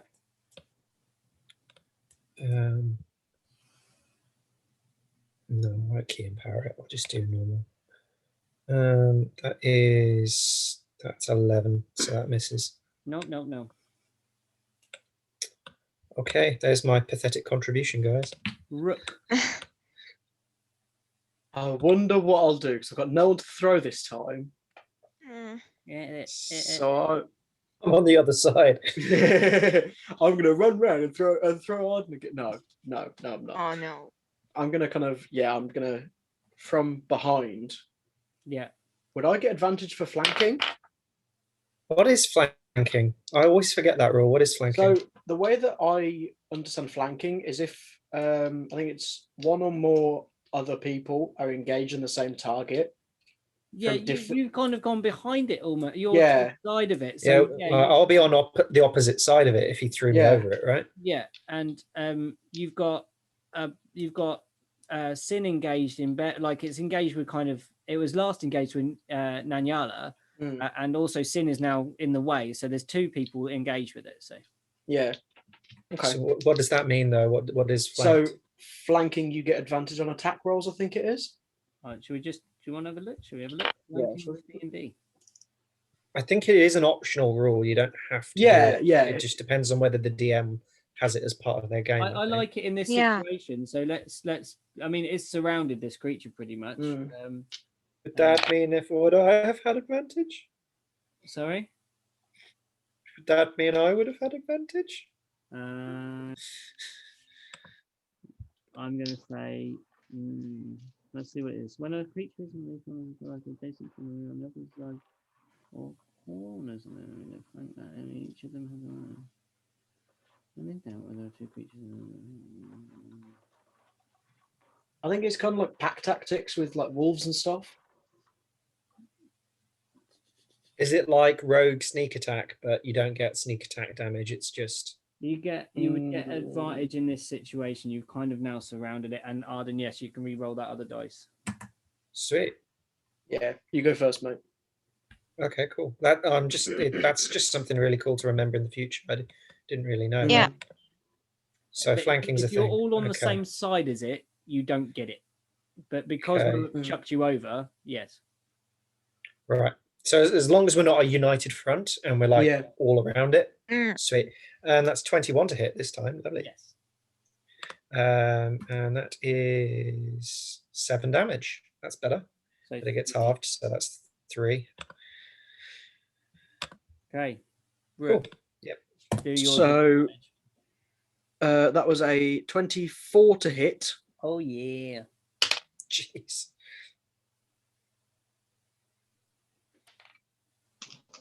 So that is 6 bludgeoning and 7 radiant. 6 and 7. Yeah. Tell me how it goes down. Sweet. Oh, okay. Yay. So kind of after seeing Nanjala go down, It blows it out and it just falls down. like after seeing Nanjala go down and kind of fall unconscious, the anger within Maruk, he's kind of like, not to one of my friends. Oh, no, you didn't. Oh, no, you didn't. Snap, snap, snap. And the hammer just starts glowing like this blinding white, and he kind of jumps up and kind of almost front flips. And then as he's flipping, the hammer just goes through the head and the mouth of this thing. And kind of like strikes through the head, and then just kind of just lands with this burning thing just falling behind him. Yeah, it's like our jelly. So as you do, so the head of the weapon sinks into it, and the creature sort of dispels and splits in two where the impact occurred, and it holds apart for a second and looks like it's going to pull its head back together, but then flops and slumps in two and is a pool of ever expanding wax. It expands out and is all on your feet. It's all getting stuck in your Maruk and yours. You're a little bit away, aren't you, Niala? So it's not going to reach you. But yeah, there's a pool of hideous wax all over the floor. The smell of tallow and that smell when you blow out a candle. But oh yeah, really, really intense. It's a smell burn. Are we out of initiative? I just said, yeah, you're out of initiative. Oh yeah, yeah. Cool. So, like, as like he kind of lands, he's kind of, is everyone okay? I'm fine. Nanjala, especially, I saw you not fall unconscious. Are you okay? I could be better. I'm definitely. That was unpleasant. I now know why I stay far behind. Yala is going to walk. Yeah, Yala is going to walk to her, and she's going to look at her in the eye and just go. And for those who are near her, you especially, you and Angela, you can hear and feel a slight purr. Just very, very, very sneaky purr. Right. I haven't done this before. Now it's just holding. You're like absolutely the most awkward person, and like your bow's in the wrong place, and like it's sort of like, yeah, you're just like, and yeah. Wait. So now that we're all okay, does anyone have a clue what the fuck that thing was? Sorry, Sin, you had a question. Yeah, two things. Two things. Because I'm just remembering. Because I cast Pass Without Trace where I still have it on. I think stealth is gone. The stealth is. With that creature, it has gone. But you have made a lot of noise. I don't think anything, even with Pass Without a Trace, would have failed to see fireballs and various weapons being swung in that space. So anything. Oh, but because you switched to bear form, does that mean you lose concentration? That lost concentration as well because you cast another spell. So yeah, it's gone completely. Even if we did just run hide, we wouldn't have the Okay. Okay. So I don't. there's this expanding, cooling pool of wax. As it reaches the edge, it starts getting colder and forming like a skin, and it's kind of wrinkling at the edge as a candle melts as you're used to, and you see the doors open. No. The base above. Scatter! There is the knife still sat on the. Oh, no! You grabbed the knife. There is now just a. You now see the body of the creature that was consumed by the elemental, now slightly digested in the middle of the pole of wax. So it was like a weird fire elemental. The creature that you fought. No, the body is just kind of cocooned in the wax. Lovely. Interesting. That's new. As it cools. But the door, sorry, nothing's, sorry, you said something about the door. Can you repeat what you said about the door? The door Just is that open. it's open. The doors are still open as to when you first came into this space. They have not moved. Okay.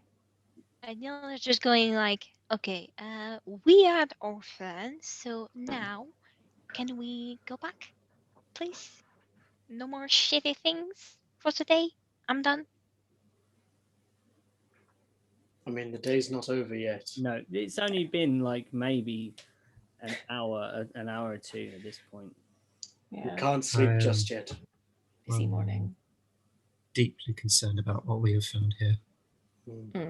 So we found a cult. It would appear that way. There was something I wanted to do with the body, but then lots of things happened. So I now just kind of, Nanjala like remembers, looks at the body. I want to kind of see what. So I think it's reasonably obvious that because it was near a dagger, there is going to be. I'm expecting a dagger wound, but I'm kind of looking for other things as well. Like, are there any other weird wounds, essentially? Oh, Pete's He's gone. disappeared. He's like, no, you can't do that. It was the dogs again. Sorry. I heard you. You make an investigation check on the body. Oh, he just got fed up of our shit and then just left. Like, hear it. I just like let everyone set each other on fire or something. No. I got 14. 14. I wouldn't do that for now. A gradually cooling pool of wax, and before it freezes, it like sets solid, you roll over the body that's part digested, and you can recognize the face. And this is your previous boss.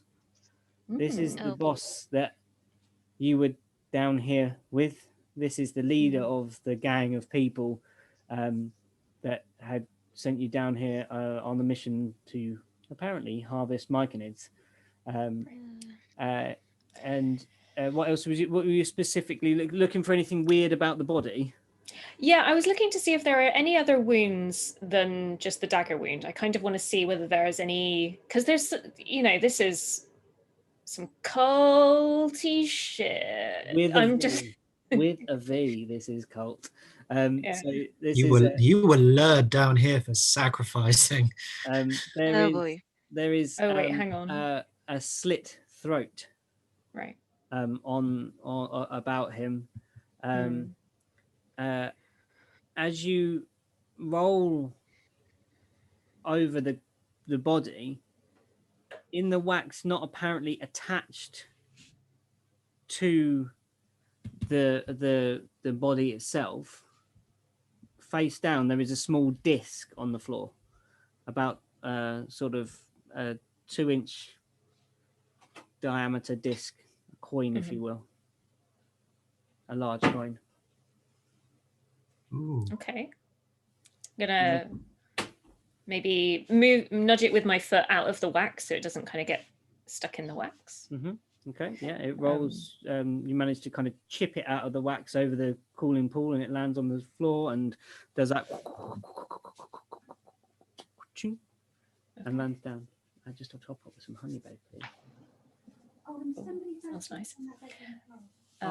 Did she? I'm gonna gesture. I think I want Arden here and maybe Sin as well. I'm gonna kind of gesture for If people it's to come and magical, take a look. you're gonna need me too. This is true. I'm gonna What have gesture you and found? kind of. I don't like to touch things that I'm unsure about. So but this came off of the body, and also I know this guy. This is the leader of the. Oh, this is the asshole that expedition. command you to kill all the mushrooms. It is indeed. Yeah. I think So- my suspicions were right. I think this priest has hired them under false pretenses and I told just as an you. excuse to get them here as sacrifice to whatever this place is. I'm gonna To pick make up them what she wanted thralls, us I to don't pick know. up. Hold on. Arden, finish what you're saying, please. Oh, yeah. I think these sacrifices aren't just blood sacrifices, but from what they've made this guy, they can enthrall people and turn them into slaves. We need to leave this place as soon as we can. Okay. Oh yes. Sin. Quick thing. I have to go in 10 minutes. Okay, cool. No because- problem. Because Yeah, it's we can wrap it up. almost past midnight. So Yeah. So, Sin, go on. Tell me what you were going to say. Nanjala wanted us to pick up something, right? There was a coin on the floor. Gathered everybody round to look at this coin upon the floor. Yeah, I pick it up and inspect it, like just to see just like what it has on it. If it's like You pick it up. It's a smooth silver back to it, and it is. It's been inside a burning wax creature, but as you pick it up, it is cool to the touch, which you weren't expecting. You turn the disc over in your hand and look upon the face of it, and on it, it is a circular disc with a fanged maw, open fangs like this, like almost matching together, but open wide, and it's black in the round the edges, going to kind of like an orangey burny glow in the center, and the fangs are made of the same metal that the back's made of. can I see if it's magical? You can by doing an Arcana check.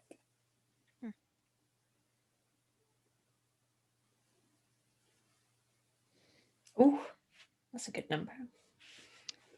I need 3. Arden's keeping an eye on those stairs while everybody's fussing over this coin.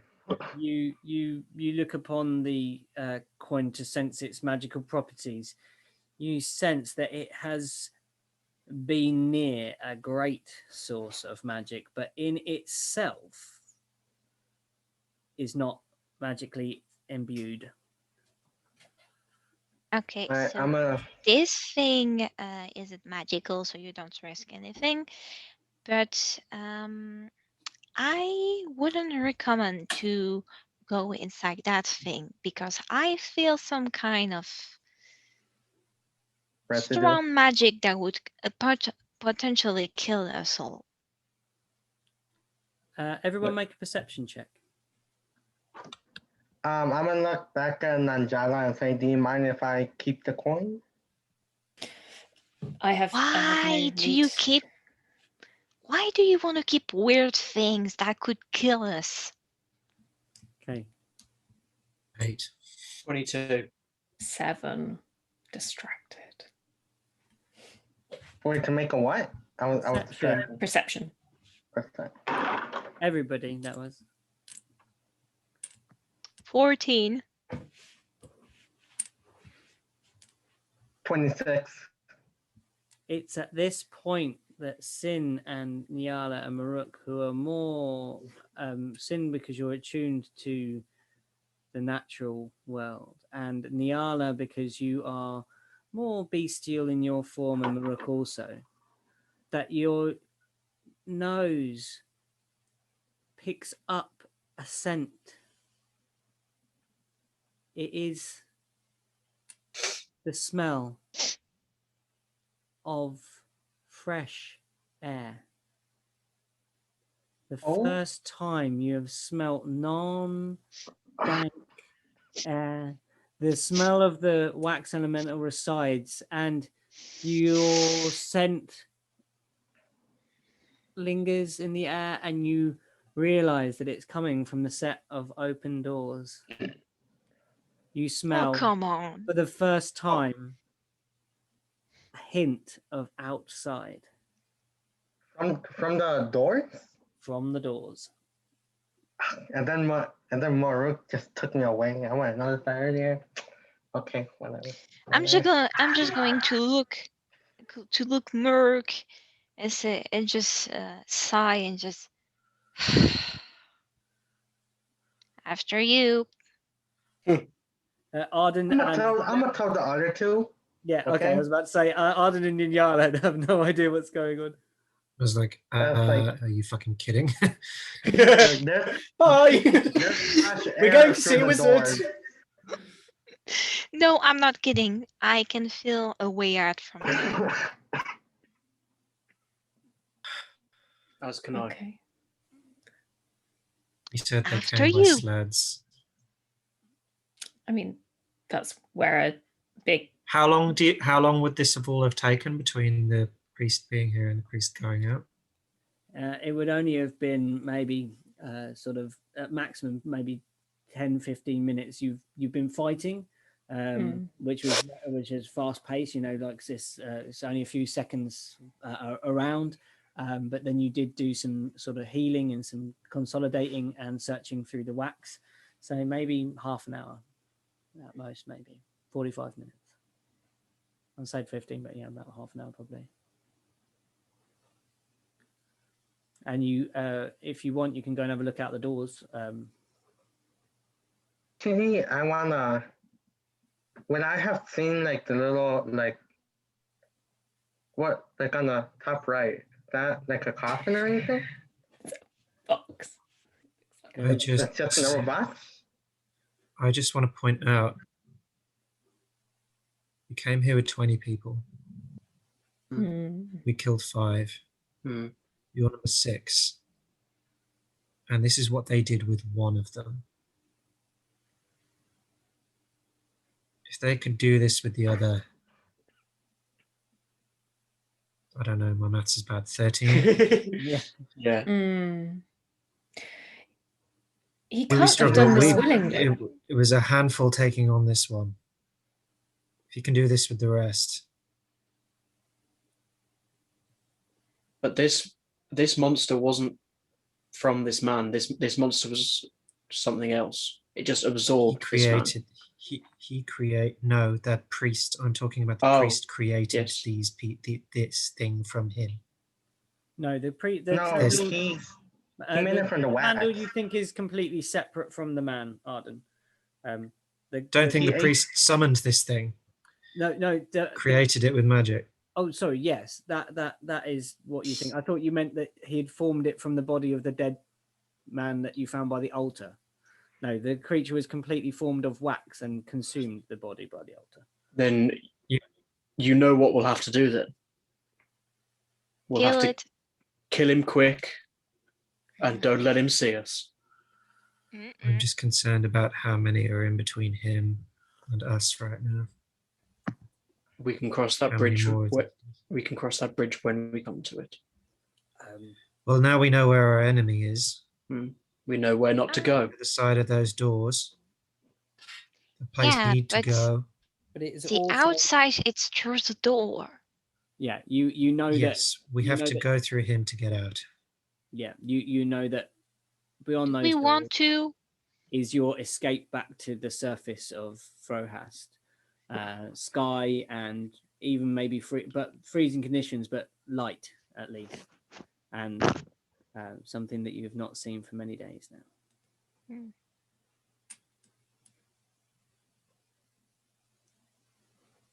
This is the options that we have. We pick up and we go through those doors and we leave now and face whatever it is head on. Or I can't believe I'm saying this. We wait a little longer before going through those doors and just evaluate everything that's around us down here. I mean, Anything that we might still be of have use. this strange door that was barricaded. I'm DM, can I ask a question? Or maybe there might be a check that I can do. Like the boss guy. Yeah, your boss. And this, yeah, so the dead body. Yes. And this, I don't know whether I rolled high enough to see like whether the slit was like, you know, struggle and it was like, but from my memory, or I can't think of a reason why anyone would be willingly sacrificed, especially given his behavior. You share that with the guys, and Maruk, you remember back there was a muffling sound at one point when you looked across the bridge, and you put two and two together and think that this was not a willing sacrifice. I don't feel like the others back at that camp either. No. Where? This sacrifice was not willing. It then makes me think that what is this priest capable of to subdue someone that reasonably strong to be able to get them on a table to sacrifice? I know I always exercise caution, but that's not necessarily a bad thing though. And maybe the priest wasn't alone either.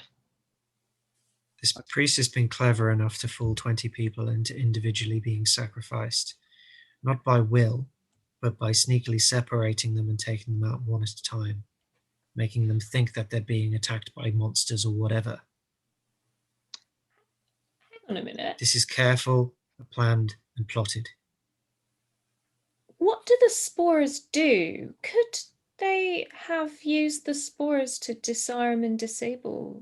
Potentially. Potentially, the priest uses the spores to disable people, or maybe these myconids have been proving a pest for him conducting his ceremonies down here, and used it as a way to get rid of them. We could use it.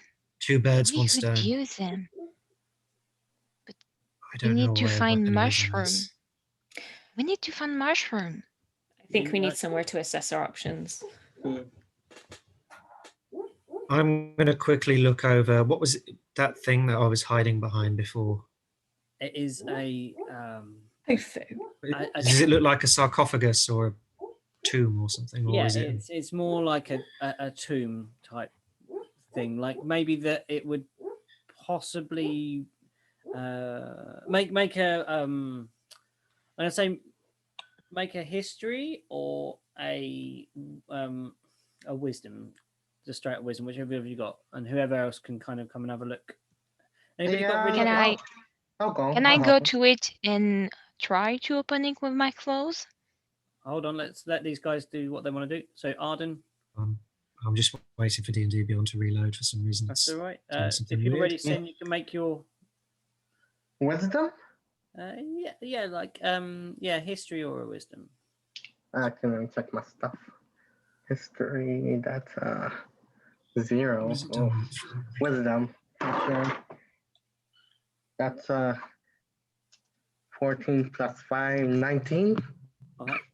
What is this check for? Sorry, just checking out the outside of this sarcophagus type thing. Trying to assess what you think it might be using your wisdom or thing. I'm going to open it. Wait. Arden's still going. Here we go. 19 for wisdom. That's a dirty 20. You recognize this thing to be, you discuss as you walk towards this thing, it looks like possibly like an ark. Something or that a reliquary might be stored within, something, a holy object. Or in the the setting that you're in, probably an unholy object might be stored within. I want to check it for traps first of all before anybody tries to open it. Just Can I leave it. help? Leave it. Wow. So they give me shit for opening or going to stuff.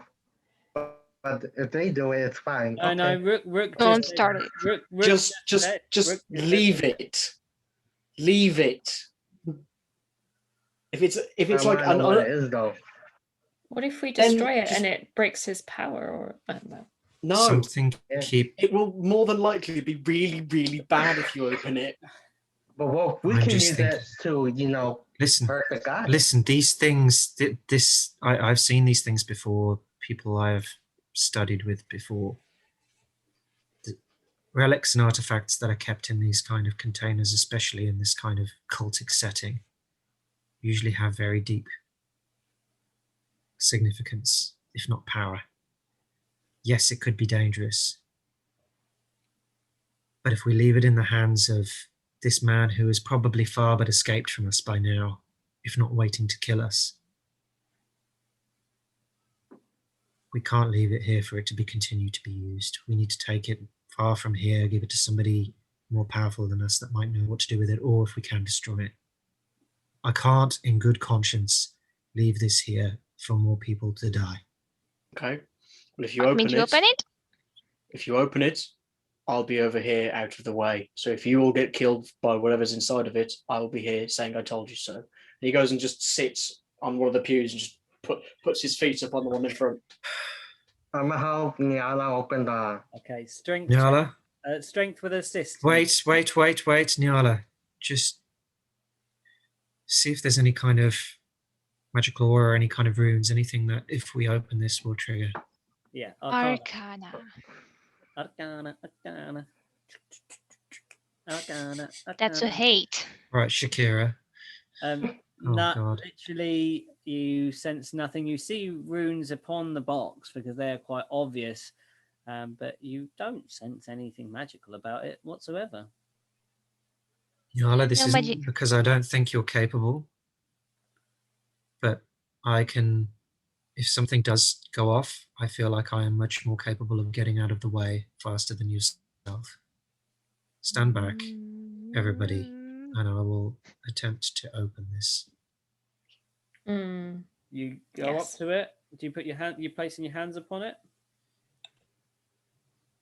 Tell me Yep. Yep. Yep. It is. Let's face cold it, it's not to the first touch. curious thing that man's been touching since he's been in this place. It's cold to the touch, and you place your hands upon it. Make a strength check for me, please. Maybe the coin would help. Have you got Maybe a I should crowbar have or ready anything, an Arden? action.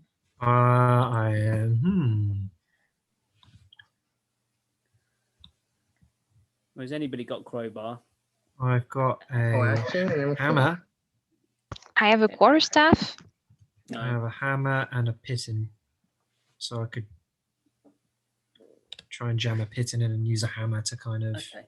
You place your hands upon it, and you feel round. You feel a small, sort of space, a lip in it, that you think you could get the piton in. Make a strength check for me. So you're going to kind of use a piton as a lever. Yeah, and just like Guys, smack it I with a hammer and really hope have it to shifts go. something. There's going to be a combination of smacking and kind of lifting and nudging. Guys, Yeah. I just really have to go right now.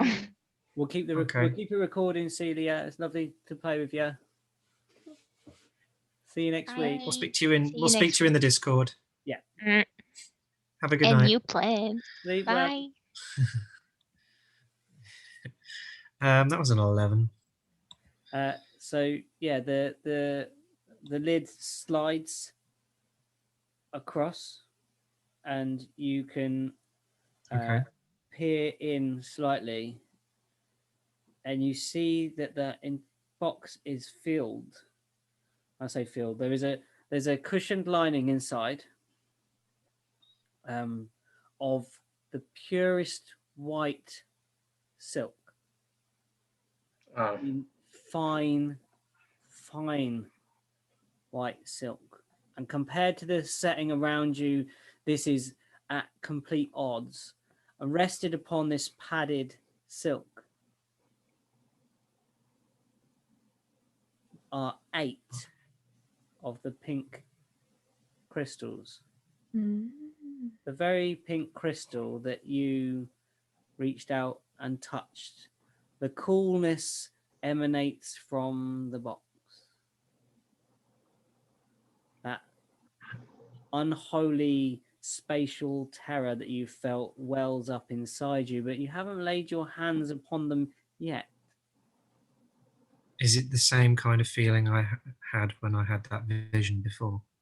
It is very much like that. You recognize them to be of that same material. You wanted it before. When I take it now?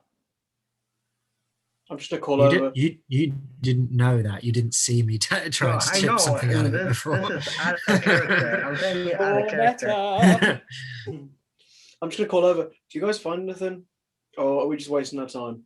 At least it's not undead, evil. They're rocks. There's the pink rocks in there from before the big crystal. But then the machine man was talking about how they power things. So I think he talked about them having great power. I think even though these things may be being used for evil purposes, I just have a feeling that it's not innately evil itself. It's just power.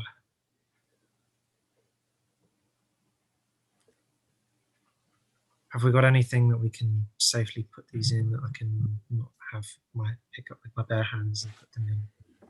Let's pick it up with the silk. Having another. Can I pick up the silk from? Is it padding or is it like it's a silk sheet or cloth that I can pull up and make an knapsack kind of thing? Along the edge of the silk, between the silk and the edge of this stone box. As you run your hands along, you feel that there is like a padded pillow that you can lift out, and it's quite flexible. You can fold it up upon itself, sort of thing, and roll it.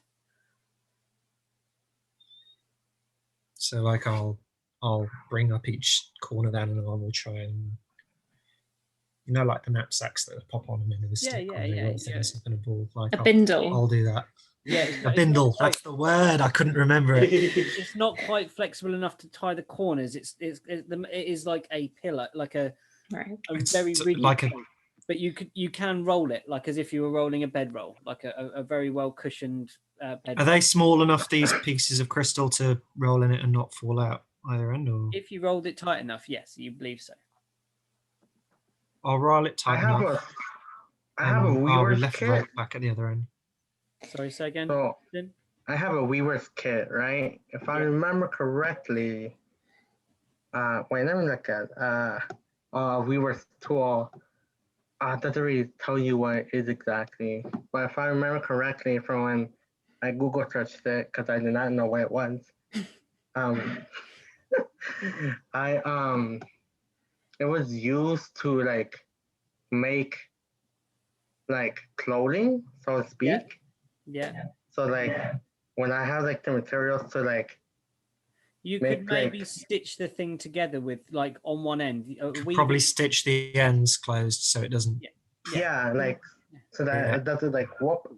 You pull out a needle and thread and walk over to Arden. Arden looks at you curiously, and you hold the edge of it and finally sew up the edges of this silk with a piece of thread. That probably the most delicate thing I've seen Sin ever do. Along its edge, and now you have kind of like a on the side. It looks like a cinnamon a pastry on the side of filled with. Amazing.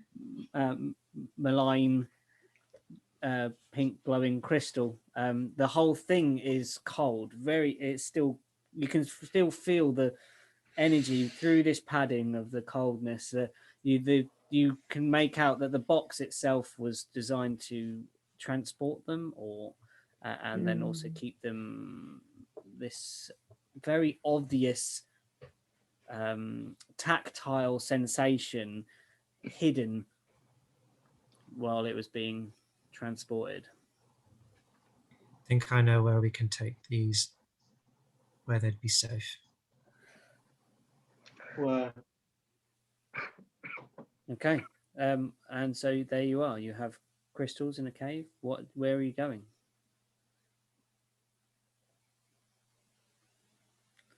I don't think, out of character, I don't think we should go through those doors without Nyala here.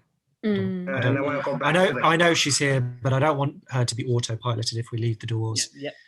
I mean, he could have just done a runner by now. We go out and we're outside, but I'd like us all to be here for the emerging of going outside, feeling the sun on our face. Why don't you? Or it could be the middle of the night. You never know.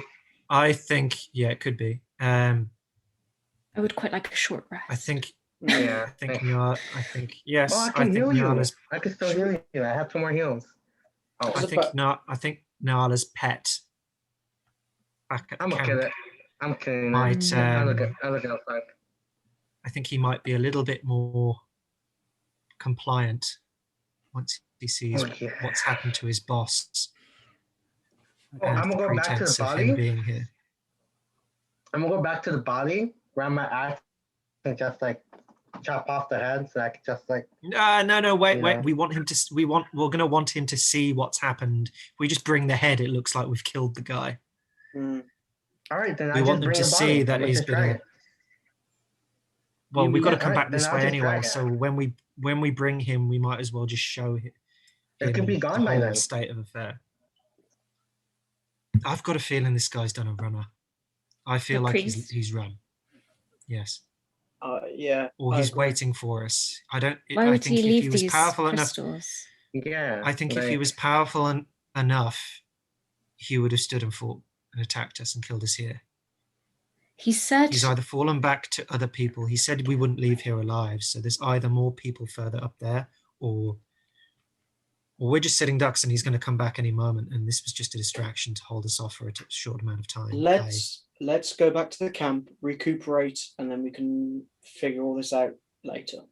He definitely knows where the camp is, though, the priest. So yes, then nearby the camp. The camp won't be safe anymore. I think we need to move location. What about maybe we can take one of those tents down and move with us? Maybe we can. We don't have to go too far. Yeah, well, if we go back, maybe even back where we saw that dragon carcass. Sure. Yeah. Whatever. Just move location. Try and just find somewhere a little bit out of the way where they're not going to see.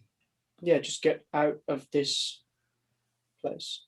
Okay, so get somewhere for a rest. You all proceed back along the path away from the open doors, and you return. Your senses now fill up again with the subterranean must of this space as you move along. Your hearts were longing for that first gasp of air and the sunlight upon your face. And you have now made the so difficult decision to turn back inside the cave and walk. Not this week, guys. Surely back towards the camp. You start disassembling one of the tents, the empty one, and you go to see your captive. He's looking very worse for wear without being tended to. No, wait. Because I thought I put it in the downtime. You did heal him for some. Yeah, I mean, his arm was pretty badly dismembered. He's not regrown an arm, I'm afraid. He's still. No, but it's because I put his arm back, and yeah, but wounds like that take time. Yeah. So as long as he didn't move, it should be I want to say slowly healing. He didn't do much. That's an infected wound. Yeah. I said you'll have to heal him daily to get him back up to. Yeah, he's not getting his arm back. Yeah. No, I know that, but I just want to he doesn't bleed out or anything. You get me? Like, He's still alive. He's still alive, but he's not Arden happy. wanted him. Was it Arden or Rook? One of them two wanted him like alive to interrogate.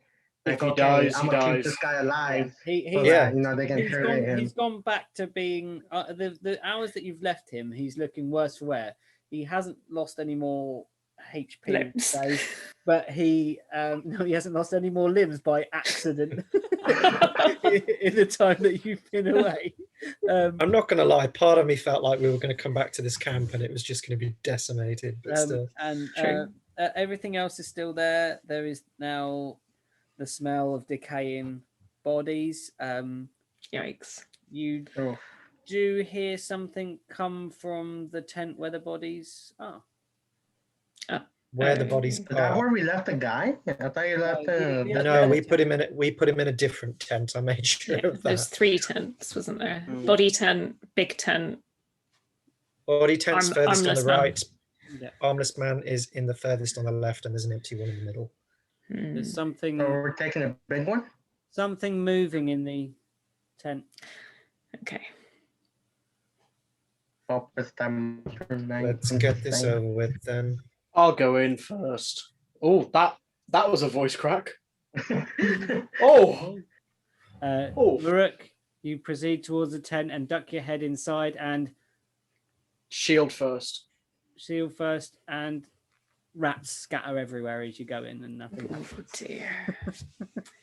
Of course. Fucking rats. I just, you bastard.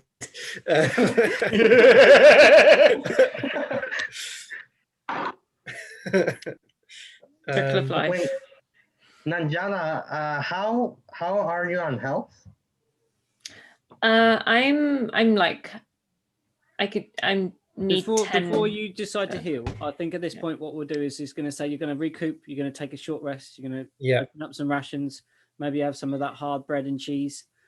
During that hour of short rest, we'll take down one of the tents to move, and Nanjala can have a rest, recoup some health points. Lovely. Rather than wasting a spell slot. And that's where we'll end this session for the week. Thanks very much, guys. Sweet. Rest. Nice. What a little boss battle we had. That was